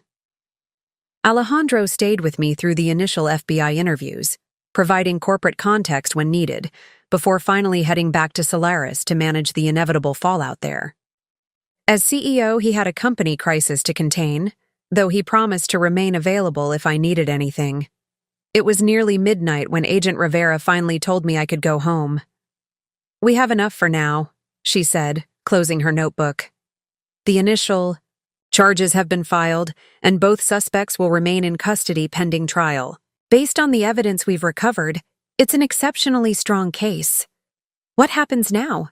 I asked, gathering my purse with hands that still felt disconnected from my body. For the investigation? We'll continue building the case, tracking all financial movements, interviewing witnesses. For you? She paused, her professional demeanor softening slightly. You should speak with a lawyer, both a criminal attorney to represent your interests in this case and a divorce attorney. Things will get complicated. Complicated. Another inadequate word for the dismantling of a life. I nodded, thanking her, before stepping outside into the cool night air.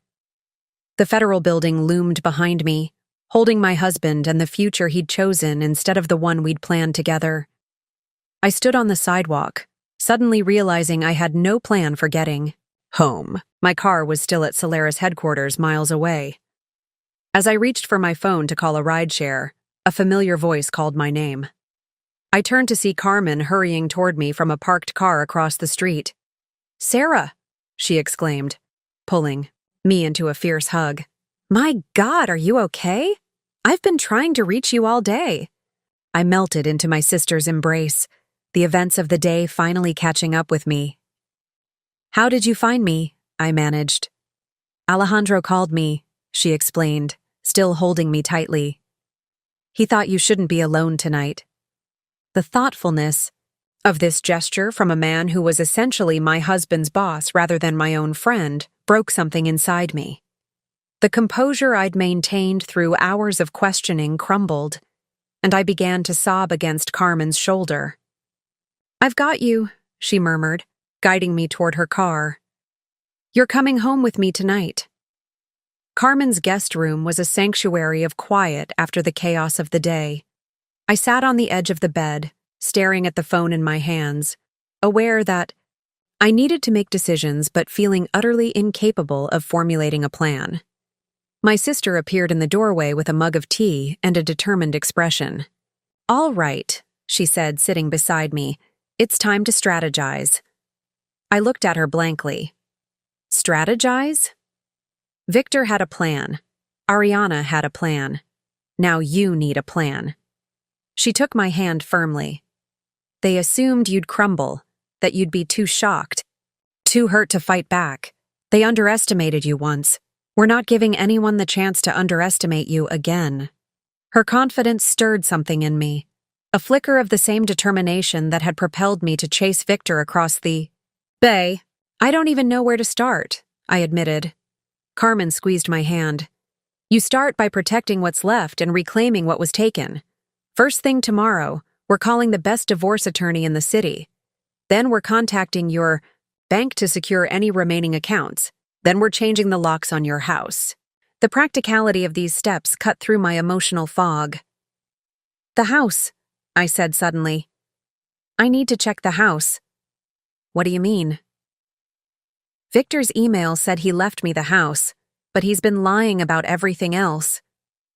"What if he took things? Important documents, family heirlooms? What if he damaged something out of spite?" Carmen nodded, understanding immediately. "We'll go first thing in the morning. Together." Sleep was impossible that night, despite my exhaustion. I lay awake in Carmen's guest room, replaying moments from my marriage, searching for signs I should have seen, warnings I should have heeded. There were so many looking back, small inconsistencies, gradual changes, subtle shifts in behavior that I had rationalized or ignored, but dwelling on hindsight wouldn't help me move forward. As the first light of dawn filtered through the curtains, I made a decision. I wouldn't be defined by Victor's betrayal.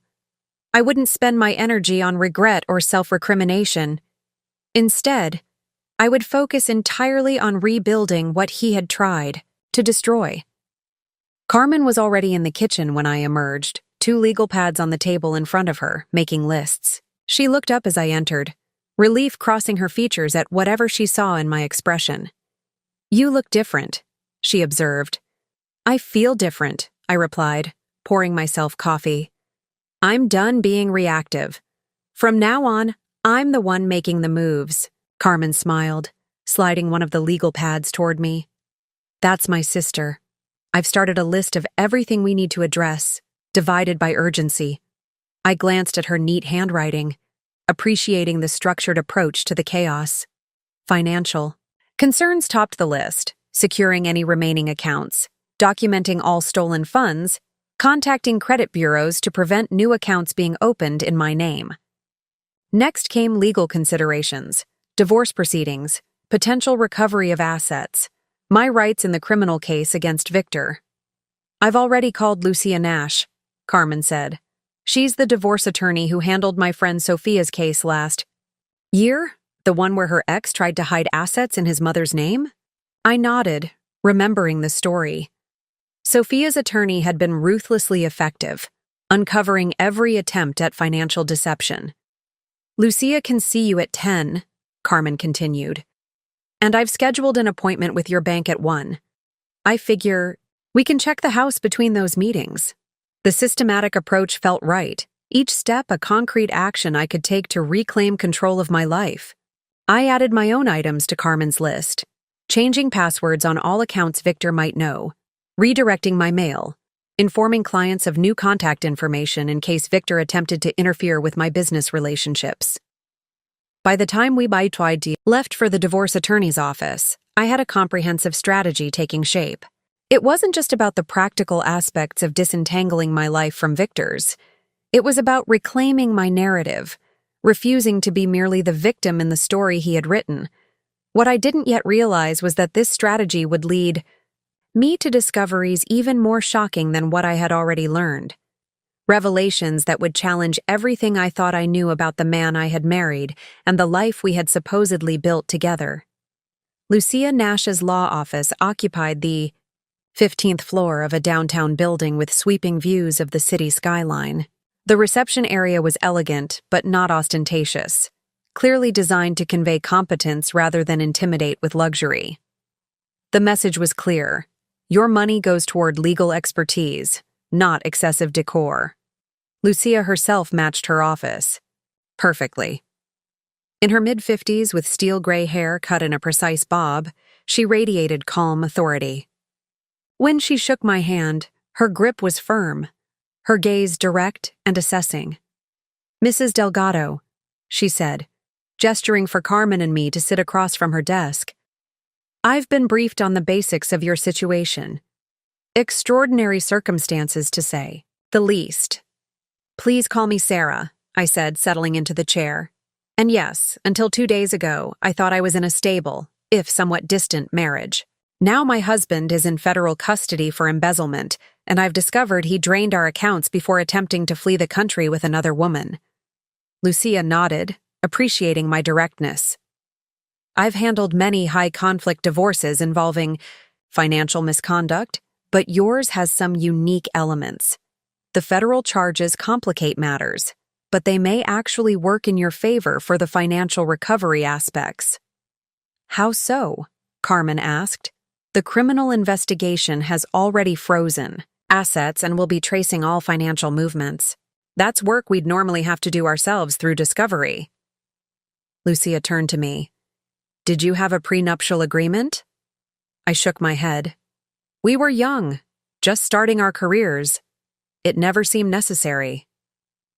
"That works in your favor now," Lucia said.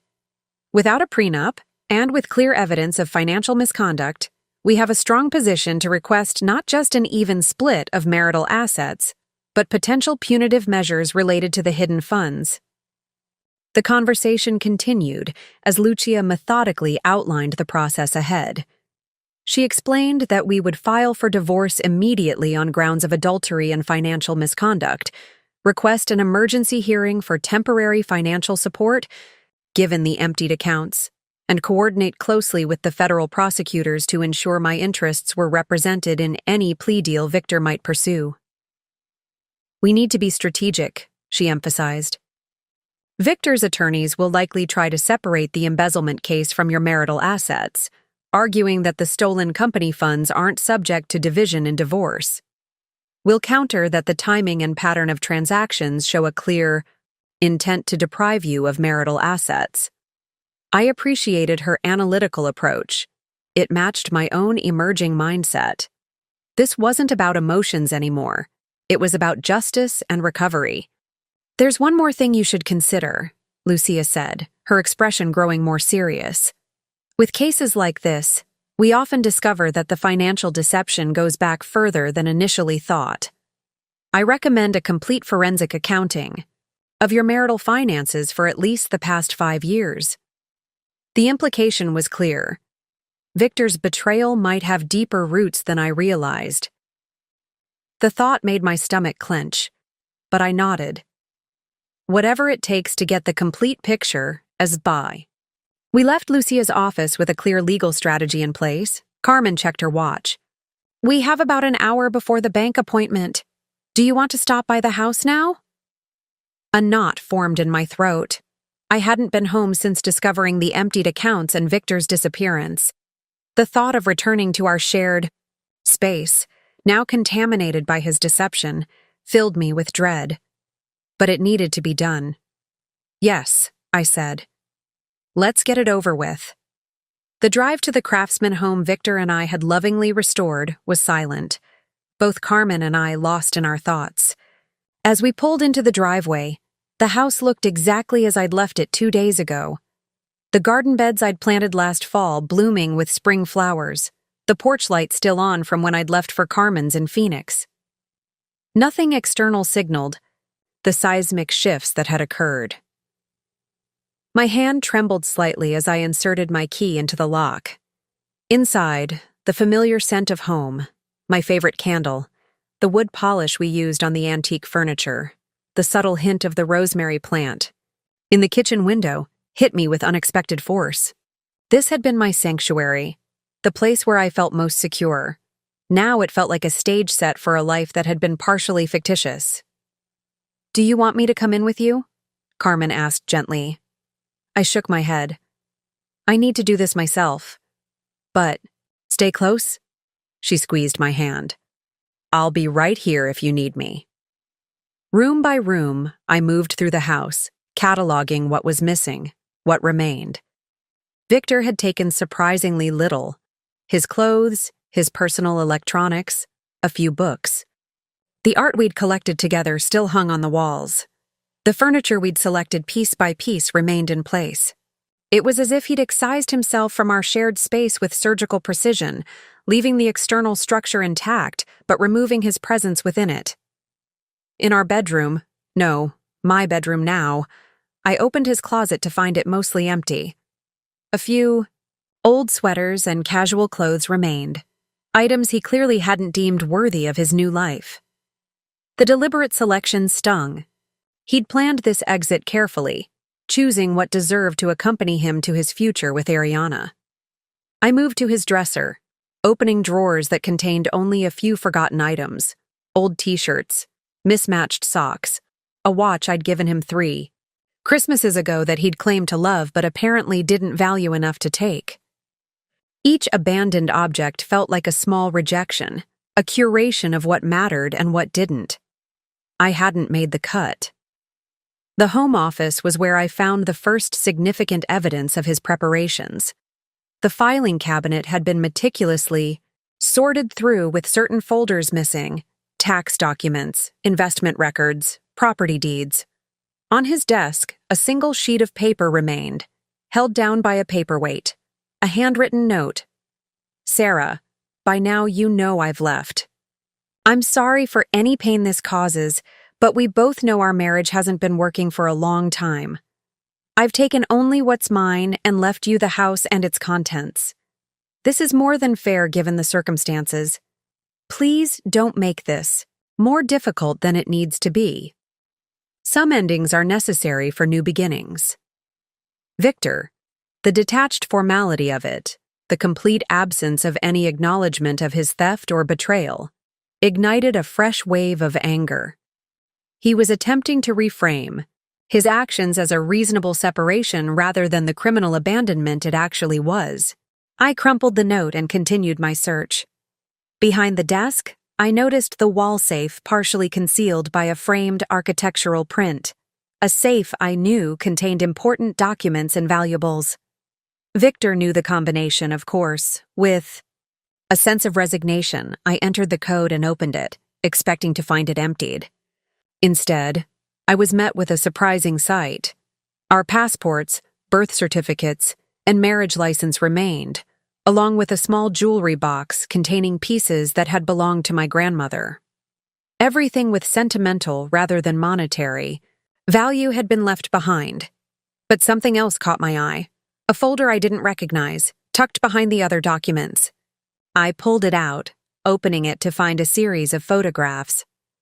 My breath caught as I realized what I was looking at. Victor and Ariana in various locations. A beach resort, a mountain cabin, what looked like a European city. In every image, they looked relaxed, intimate, happy. And based on the changing seasons visible in the backgrounds, these photos spanned at least 2 years. 2 years.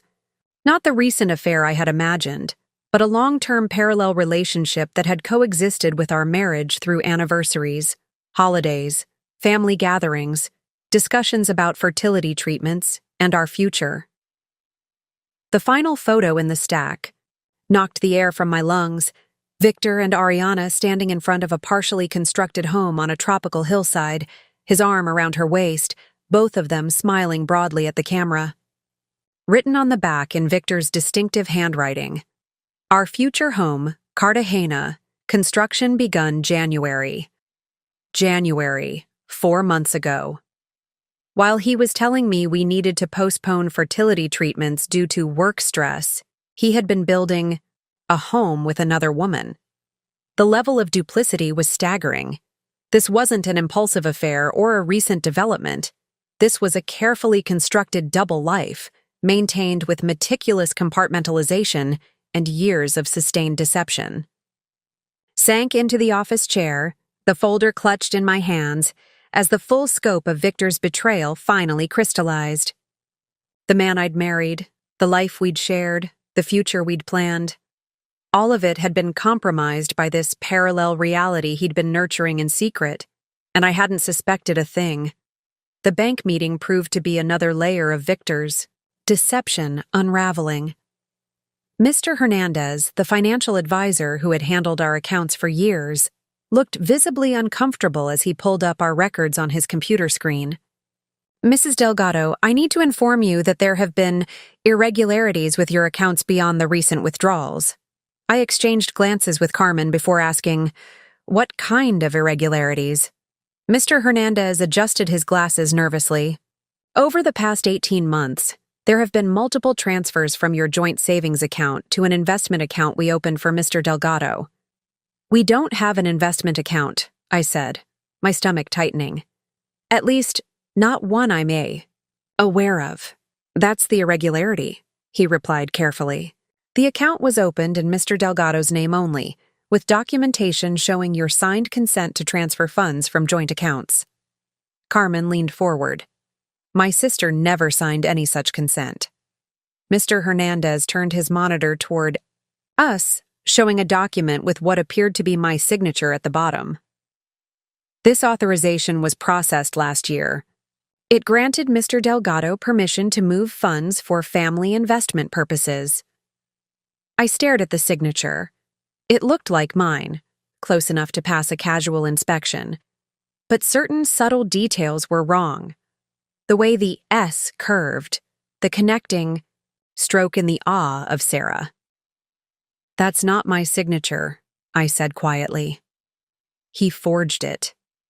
The forgery revelation triggered a more thorough investigation of our accounts. By the time we left the bank 2 hours later, the picture that emerged was devastating. Victor hadn't just emptied our accounts before fleeing. He had been systematically siphoning money for well over a year, moving smaller amounts to his private investment account, which had subsequently transferred funds to offshore accounts in Panama and the Cayman Islands. "We'll freeze all remaining accounts and file fraud reports immediately," Mr. Hernandez assured me. "With the criminal investigation already underway, we can expedite the process of investigating these unauthorized transfers." I nodded mechanically, still processing the extent of Victor's betrayal. The preparation, the calculation, the sustained deception required to execute this plan made my head spin. This wasn't an impulsive decision or a recent development. This was years of methodical groundwork. As we walked back to Carmen's car, my phone rang. The screen showed a number I didn't recognize. Hello? Mrs. Delgado, this is Agent Rivera with the FBI. I wanted to update you personally. We've completed our initial examination of the documents recovered from the yacht, and there's something you should know. I braced myself. What is it?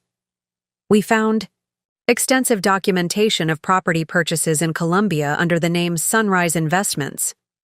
Multiple properties, not just one. The total investment is substantial. Well over $3 million in the past 2 years. $3 million. Far more than what Victor had taken from our personal accounts or even what he'd allegedly embezzled from Solaris. Where did that money come from? I asked, though I was beginning to suspect the answer. That's what concerns us, Agent Rivera replied. The financial trail suggests there may be additional corporate accounts involved beyond Solaris. We believe your husband may have been engaged in a much larger scheme than initially thought. The implications were staggering. Victor's crimes potentially extended beyond Solaris, beyond our marriage, a web of financial fraud that had funded his double life for years. We'd like you to come back in tomorrow if possible, Agent Rivera continued. There are some additional documents we'd like you to review, transactions that might help us understand the full scope of the situation. I'll be there, I promised, ending the call and turning to Carmen with wide eyes. What now? She asked, concern etched across her features. It's bigger than we thought. Much bigger. I relayed what Agent Rivera had told me, watching my sister's expression shift from concern to disbelief. How could he hide something that extensive? She wondered as we got into her car. By being the person I trusted most in the world, I answered softly. By knowing exactly what I paid attention to and what I didn't. Back at Carmen's house, I called Lucia to update her on the bank's findings and the FBI's new information. Her response was swift and decisive. This changes our approach, she said. With evidence of forgery and systemic financial fraud stretching back years, we can pursue a much more aggressive position in the divorce proceedings. I'll file for an emergency hearing first thing tomorrow morning. That evening, as Carmen prepared dinner, my phone buzzed with a text message from an unknown number. They're saying I stole from multiple companies. Don't believe everything you hear. You know me better than that, Victor.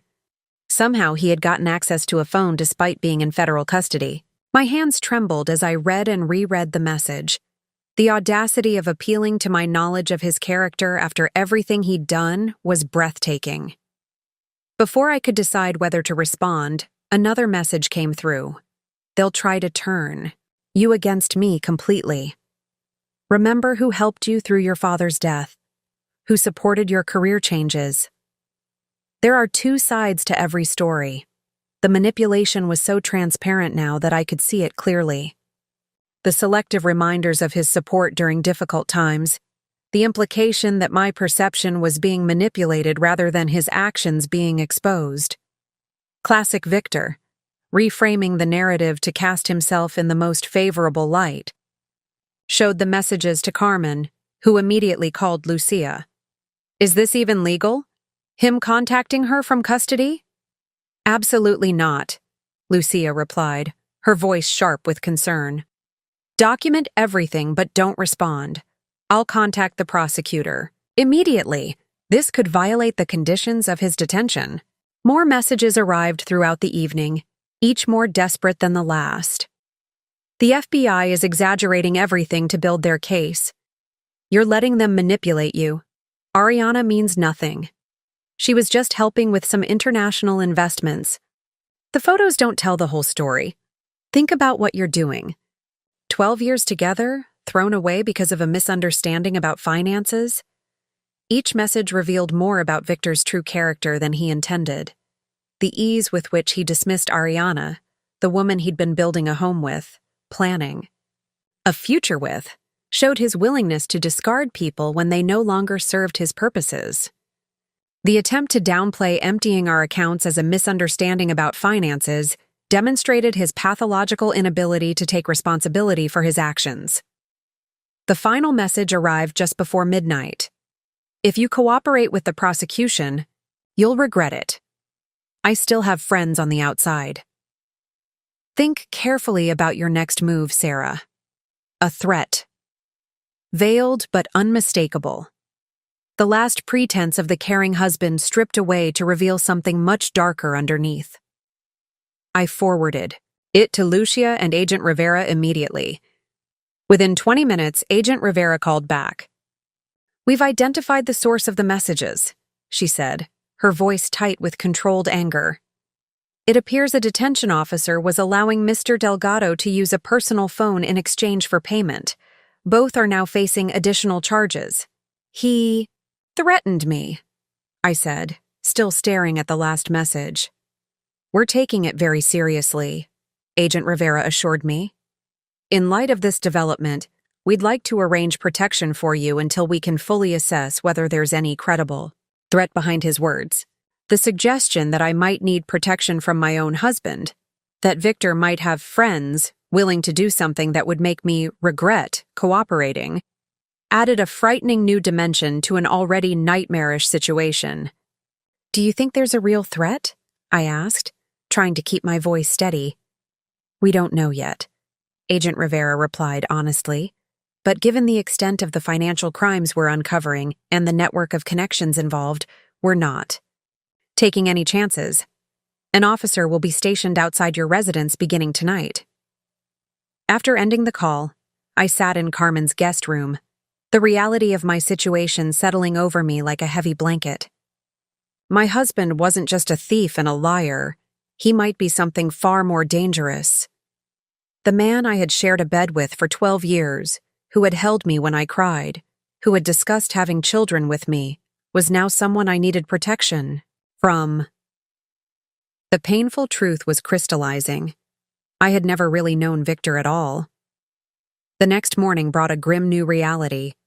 An unmarked police car sat outside Carmen's house, a plainclothes officer nodding respectfully when we left for my appointment at the FBI office. The implied threat in Victor's messages had transformed my divorce from a private pain into a security concern. "This is surreal," Carmen muttered as we drove downtown. 2 days ago, you were planning fertility treatments. Now you have police protection from your own husband." I stared out the window at the passing cityscape, buildings that suddenly seemed filled with strangers who might be connected to Victor's friends on the outside. "I keep thinking I'll wake up," I admitted, "that this whole thing will turn out to be some bizarre nightmare." The FBI office hummed with quiet efficiency as Agent Rivera led us to a conference room where documents were arranged in neat stacks across a large table. "These were recovered from the yacht and Mr. Delgado's company apartment," she explained. "We've organized them by type: property records, bank statements, correspondence. We'd like you to review them. Identify anything you recognize or that seems significant based on your knowledge of your husband's affairs." For the next 3 hours, I methodically worked through the evidence of Victor's double life. There were property deeds for not just the Cartagena house from the photos, but 2 additional properties, a beachfront condo in Cancun and an apartment in Panama City. All purchased within the last 2 years, all under Sunrise Investments. Most revealing were the emails between Victor and Ariana, dating back nearly 3 years. Their relationship had begun during a business trip to Bogotá, a trip I remembered, Victor extending by 2 days for site visits. The correspondence showed the gradual evolution from professional contacts to lovers to partners in both romance and crime. "The American account is secure," Victor had written in one email from last year. "No one's connecting the dots between the different corporations. We'll have the full amount transferred before anyone realizes what's happening." "The American account," I murmured, pointing this out to Agent Rivera. "What does that refer to?" She made a note. "We're still piecing together the full structure, but it appears to be one of several shell companies used to move funds between legitimate businesses and offshore accounts." As I continued reading, a disturbing pattern emerged. Victor and Ariana hadn't been working alone. References to other individuals, identified only by initials or code names, appeared throughout their communications. Phrases like, J confirms, the documentation is ready, and R will handle the regulatory side, suggested a network of accomplices. This is bigger than just Victor and Ariana, isn't it? I asked, looking up at Agent Rivera. She nodded grimly. We believe they were part of a sophisticated financial fraud network operating across multiple companies and countries. Your husband appears to have been one of the key architects, but not the only player. The revelation shifted my understanding once again. Victor's betrayal wasn't just personal. It was professional on a scale I hadn't imagined. He hadn't just stolen from me and from Solaris. He had potentially been involved in international financial crimes affecting multiple companies and individuals. As I continued through the documents, I discovered something that made my blood run cold. A list of assets and liabilities in Victor's handwriting. Under liabilities, he had written, Sarah, potential claim on assets, with a note beside it. Handled. By 12/31. Today was April 3rd. Whatever handled meant, it had been scheduled for the end of the year. What do you think this means? I asked Agent Rivera, pointing to the notation. She studied it carefully. It could be interpreted various ways. Most likely, it refers to his plan to empty your accounts before leaving, eliminating your claim on those assets. But something in her tone suggested she wasn't entirely convinced by her own explanation. The cold calculation of that simple notation, handled, suggested something more definitive than just taking my money. By early afternoon, I had reviewed everything the FBI had prepared. My head throbbed with the effort of processing so much. Deception. So many layers of betrayal stretching back years. You've been incredibly helpful, Agent Rivera said as she walked Carmen and me out. Your insights into these documents have provided several new leads our financial crimes team is already pursuing. What happens now? I asked, feeling oddly detached after hours of confronting evidence of my husband's crimes. For us, the investigation continues. We're working with international partners to trace all financial movements and identify other members of the network. For you? She paused, her professional demeanor softening slightly. Take care of yourself, Mrs. Delgado. The protective detail will remain in place until we've fully assessed any potential threat. And please call immediately if you receive any more communications from your husband or anyone associated with him, as... We left the federal building. Carmen put her arm around my shoulders. What do you need right now? I considered the question seriously. What did I need? Security? Yes. Legal protection? Certainly. Financial stability? Eventually. But in that moment, what I needed most was something different. I need people who know the real me, I said finally. Not Victor's version of me. Not the woman who was too trusting or too blind to see what was happening. Just me. Carmen nodded, understanding immediately. Let's call the squad. By sunset, Carmen's living room had been transformed into what she jokingly called Operation Support Sarah. 4 women, my closest friends from various phases of life, gathered around the coffee table laden with takeout containers and wine bottles. The protective detail officer remained discreetly stationed outside, a surreal reminder of the circumstances that had prompted this gathering. Lucia, my college roommate and now a pediatrician, had driven 2 hours to be here. Sophia, whom I'd met in a design workshop 5 years ago, had canceled 3 client meetings. Ariana, yes, ironically the same name as the woman who had helped destroy my marriage, was my neighbor from our first apartment building, who had remained a steadfast friend through multiple moves and life changes. I still can't believe it, Sophia said, refilling my wine glass. Victor always seemed so dependable. That was his specialty, I replied, the wine softening the edge of bitterness in my voice. Seeming to be exactly what people expected him to be. Okay, Carmen announced, pulling out a whiteboard she'd brought from her home office. We're not just here for moral support. We're here to create Sarah's survival and comeback plan. I smiled weakly, touched by their determination to help. I'm not sure a whiteboard can solve international financial fraud. No, Carmen agreed. But it can organize the way forward when everything feels chaotic. She drew a line down the middle of the board. Left side is immediate needs, right side is long-term goals. Let's start filling this in. For the next hour, my friends helped me break down the overwhelming situation into manageable pieces. Immediate needs included securing temporary financial support. Lucia offered her guest house rent-free, updating client contracts with new contact information. Sophia, who worked in the same industry, volunteered to help with wording, and establishing a routine for my mental health. Ariana, who had survived her own traumatic divorce years earlier, shared her coping strategies. The process was therapeutic, transforming the nebulous crisis into concrete tasks with solutions. But as we moved to long-term planning, reality intruded with a phone call from Agent Rivera. "Mrs. Delgado," she began, her tone instantly alerting me that something had changed. "I'm calling to inform you that we've received credible information about potential interference with your financial accounts and professional relationships." My stomach dropped. What kind of interference? "It appears that before his arrest, your husband set several plans in motion.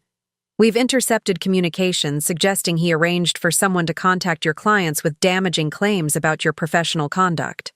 I closed my eyes, the room suddenly spinning slightly. What claims?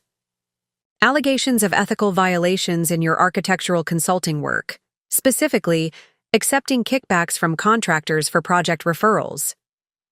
The accusation was not just false, but calculated to strike at the heart of my professional reputation.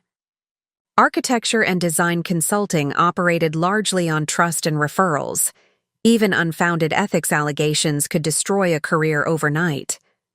"That's absurd," I said, my voice tight. "We know," Agent Rivera interrupted gently. "We found no evidence to support these claims, but we wanted to warn you because it appears these allegations may begin circulating as early as tomorrow through anonymous emails to your client list." The methodical cruelty of it took my breath away. Even from federal custody, Victor was finding ways to destroy what remained of my life. "Is there anything I can do to stop it?" I asked. "We're working with the prosecutor to expand the charges against your husband to include witness intimidation and obstruction of justice.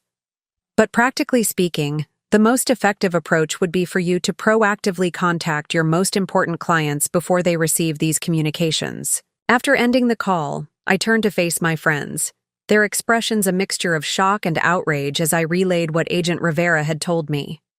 "He's trying to destroy your livelihood now?" Sophia exclaimed. "This is beyond divorce spite. This is sociopathic." Carmen added a new section to the whiteboard. "Emergency client communications." "We need to draft a message tonight," she said, switching into crisis management mode. "Something that acknowledges the situation without creating panic. Professional, direct, just enough detail to inoculate against whatever Victor sends." Sophia nodded, already pulling out her laptop. "I've handled reputation management for design firms. Let me help draft this." As my friends mobilized around this new threat, I felt a strange calm settle over me. This was Victor's true face, the vindictive, calculating man behind the dependable husband mask. The man who, even facing federal charges, would use his remaining resources to ensure I didn't survive his downfall intact. But he had miscalculated again. He had assumed I would face this alone, without support or resources to counter his attacks. Looking around at the determined women filling Carmen's living room with action plans and solution strategies, I realized Victor had never truly understood a fundamental truth about me. While he had built his life on deception and isolation, I had built mine on authentic connections. By midnight, we had drafted and sent a carefully worded email to all my clients explaining that my husband was under federal investigation for financial crimes and that, unfortunately, some false allegations about my professional conduct might circulate as a result. I assured them that any such claims were completely unfounded, invited them to contact me directly with concerns, and attached a statement from Lucia Nash, now officially my divorce attorney, confirming the legal situation. It was a preemptive move against Victor's attack, but we all knew it might not be enough. Some clients would inevitably be spooked by any hint of controversy. Projects might be delayed or canceled. Referrals would likely dry up temporarily. As my friends finally departed around 1 a.m., Carmen hanging back to squeeze my shoulder reassuringly, I faced the stark reality that Victor's campaign against me was just beginning. The financial assets he'd stolen were only the first salvo. Now he was targeting something even more valuable: my professional reputation and future earning capacity. I lay awake in Carmen's guest room, staring at the ceiling, mentally cataloging everything Victor still had the power to damage in my life: my reputation, my client relationships, my credit score if he defaulted on any joint obligations I wasn't yet aware of, possibly even my physical safety if his veiled threats materialized. The path forward would not be as straightforward as filling out a whiteboard with action items. It would be a constant battle against whatever destructive plans Victor had set in motion before his arrest, and whatever new attacks he could orchestrate from behind bars. The next morning brought the expected storm. 3 clients called before 9 a.m., each having received anonymous emails with detailed, though fabricated, allegations about improper billing practices and contractor kickbacks. Despite my preemptive message, I could hear the hesitation in their voices, the seed of doubt Victor had successfully planted. "I understand your concerns completely," I told each of them, maintaining a calm I didn't feel. "I welcome any review of my billing and contractor selection processes. In fact, I'd be happy to provide full documentation for every project decision, if that would help reassure you." 2 seemed mollified. The third, a major commercial client whose project represented nearly a quarter of my anticipated annual income, decided to pause our engagement pending resolution of these concerns. Sat at Carmen's kitchen island, staring at my phone after that particularly difficult call, fighting back tears of frustration. "He's winning," I said when Carmen joined me, pushing a cup of coffee across the counter. "1 email, and I've already lost my biggest client." "This isn't winning or losing," Carmen replied firmly. "This is you weathering the worst storm while he sits in a federal detention center facing decades in prison." Before I could respond, my phone rang again. I braced myself for another client cancellation, but the caller ID showed Alejandro Reyes from Solaris International. "Sarah," he began without preamble, "I assume you've heard about the allegations being circulated about your professional conduct?" "Unfortunately, yes.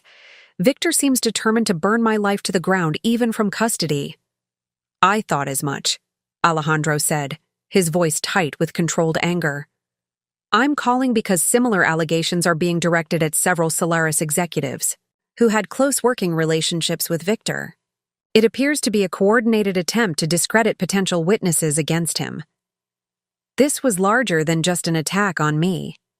Victor was systematically targeting anyone who could testify against him, using preemptively planted allegations to undermine credibility." "What are you doing about it?" I asked, fighting back publicly. "I've called an emergency press conference for noon today. Solaris is officially denouncing these allegations as retaliatory actions by a former executive facing serious criminal charges." He paused. "I'd like you to join me at this press conference." The request caught me completely off guard. "Me? Why?" "Because independently responding to whisper campaigns rarely works. A unified front from multiple targets of these allegations sends a much stronger message." His tone softened slightly. "And frankly, Sarah, you have an extremely compelling story to tell. The wife who discovered her husband's crimes, helped capture him, and is now being victimized again through these false allegations." The strategic part of my brain, the part that had been gradually awakening since discovering the emptied accounts, recognized the logic in Alejandro's suggestion. Individual denials could be dismissed. A coordinated response from multiple targets created a narrative of orchestrated retaliation by Victor. "I've never done anything like a press conference," I said hesitantly. "You chased your husband across a marina in a stolen speedboat," Alejandro reminded me, a hint of wry amusement in his voice. "I think you can handle a few reporters." The memory of that moment, the determination that had propelled me to take action rather than collapse in despair, stirred something in me. Victor expected me to hide, to defend myself in private while my reputation unraveled. He wouldn't expect me to step into the spotlight and fight back publicly. "What time should I be there?" I asked. 3 hours later, I stood beside Alejandro and 2 other Solaris executives on the steps of the company headquarters, as cameras flashed and reporters called questions. Dressed in a tailored navy suit borrowed from Carmen, my own clothes still at the house I wasn't ready to return to, I projected a confidence I didn't entirely feel. Alejandro spoke first, his statement crisp and authoritative. "Solaris International has uncovered evidence that the recent allegations against company executives and associates are part of a coordinated attempt to intimidate and discredit potential witnesses in the ongoing federal investigation of Victor E. Delgado. We are providing this evidence to federal prosecutors and expect additional charges of witness tampering to be filed imminently." When my turn came, I stepped forward, acutely aware of the cameras trained on my face. The speech Sophia and I had crafted that morning was memorized, but as I looked at the assembled reporters, I set it aside. Instead, I spoke directly from my heart. "My name is Sarah Delgado. 3 days ago, I discovered that my husband of 12 years had emptied our bank accounts and was attempting to flee the country with another woman. Since then, I've learned that he had been living a double life for years, embezzling from his company, building properties overseas, and systematically transferring our savings to accounts I had no knowledge of." I paused, making brief eye contact with different reporters to ensure they captured the sincerity in my eyes. Now, from federal custody, my husband is attempting to destroy what he couldn't steal: my professional reputation and livelihood. These allegations about my business practices are completely false, designed specifically to punish me for cooperating with authorities and to undermine my testimony in the coming legal proceedings. My voice grew stronger as I continued. "I want to speak directly to anyone else who might be experiencing what I'm going through, whether in a personal relationship or a professional context where trust has been violated. Don't be silenced by shame or fear. Don't let the person who betrayed you control the narrative. The truth is more powerful than any fabricated allegation, but only if we have the courage to speak it publicly." As the press conference concluded, reporters called follow-up questions, many directed specifically to me. With Alejandro's guidance, I answered selectively, providing enough personal detail to humanize the story without venturing into areas that might compromise the ongoing investigation. By the time we returned inside the building, video clips were already circulating on news sites and social media. The narrative was shifting from isolated allegations of professional misconduct to a coordinated campaign of witness intimidation by a desperate financial criminal. "You were remarkable out there," Alejandro said, as we watched the coverage on a monitor in the Solaris conference room. Genuine, dignified, compelling. What neither of us could have anticipated was how quickly the story would spread, or how deeply it would resonate. By evening, my inbox was filling with messages, not just from clients reassuring me of their continued confidence, but from strangers sharing their own stories of betrayal and financial abuse in relationships.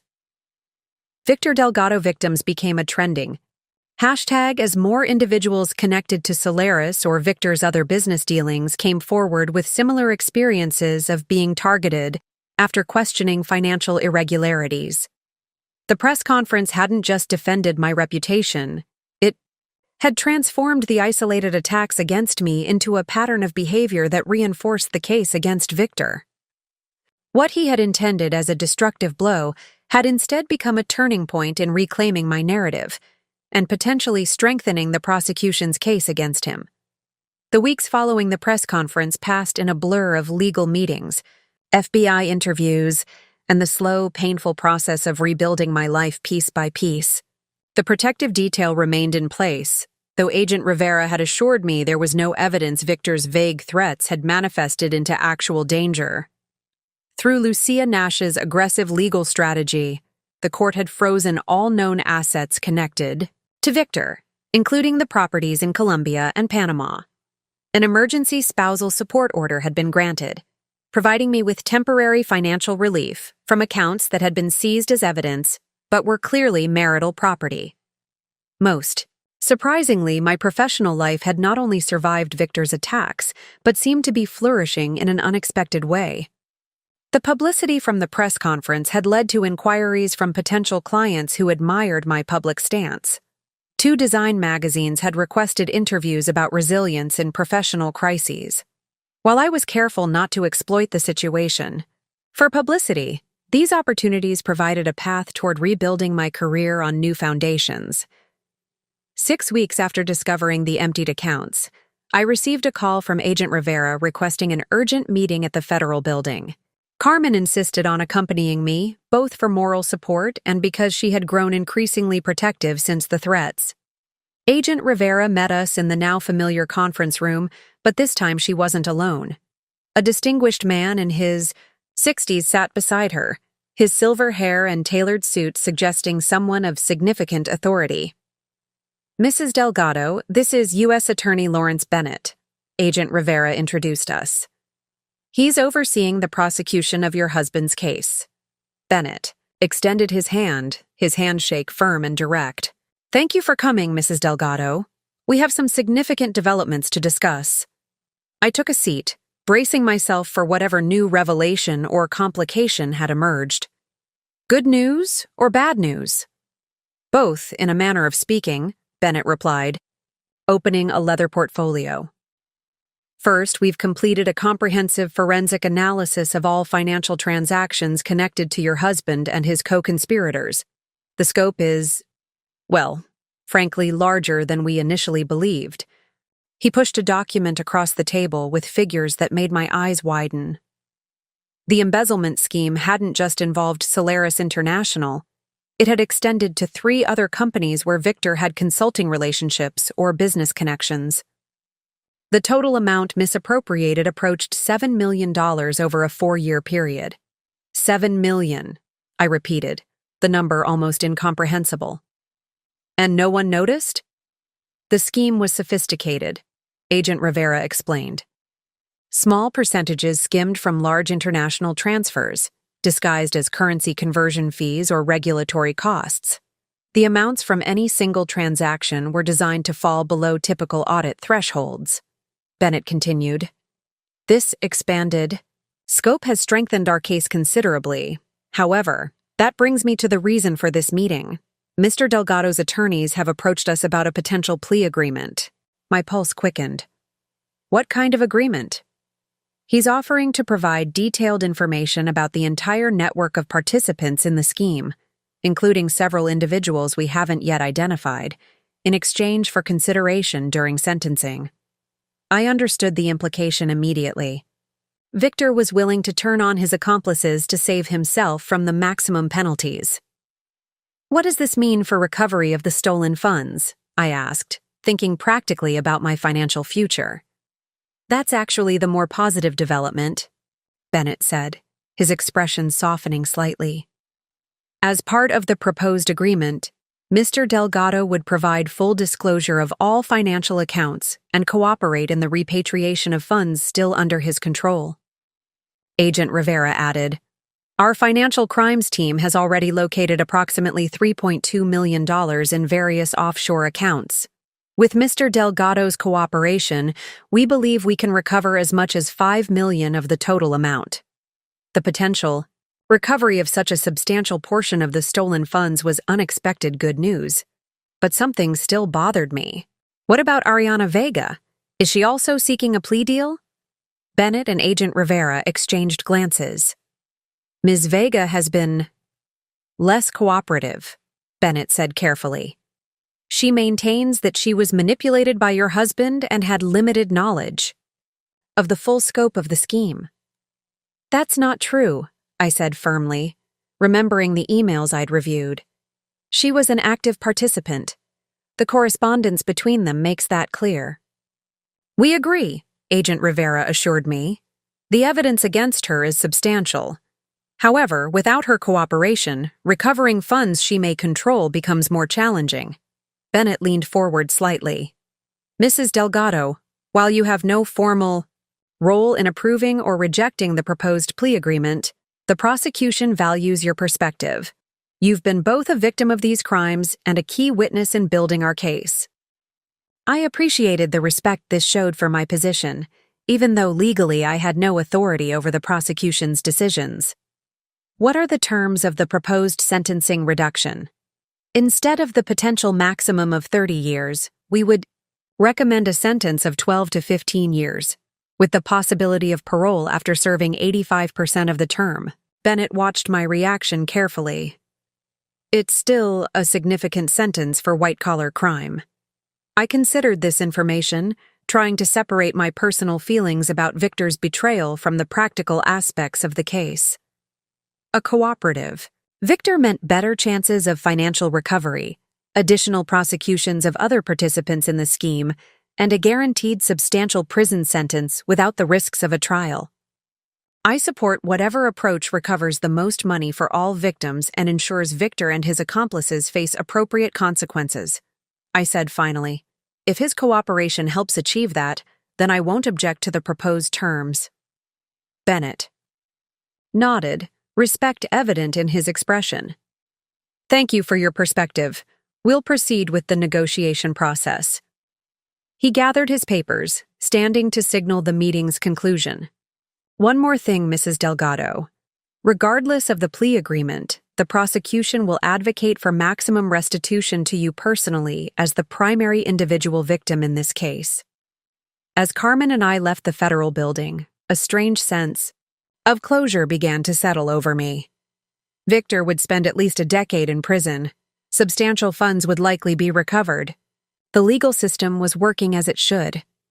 How do you feel? Carmen asked as we walked to her car. I considered the question carefully. Like this chapter is ending, even if the story isn't over yet. Like I can finally start thinking about a future that isn't defined by what Victor did. 3 days later, the news became official. Victor had accepted the plea agreement, providing detailed statements about the entire financial scheme and surrendering all claims to the recovered assets. His formal sentencing would occur in 6 weeks, but the terms were essentially set. 14 years in federal prison with no possibility of parole until at least 12 years had been served. What surprised me most was my own reaction to the news. Not satisfaction or vindication, but simply relief. The constant anxiety of fighting Victor's machinations was lifting.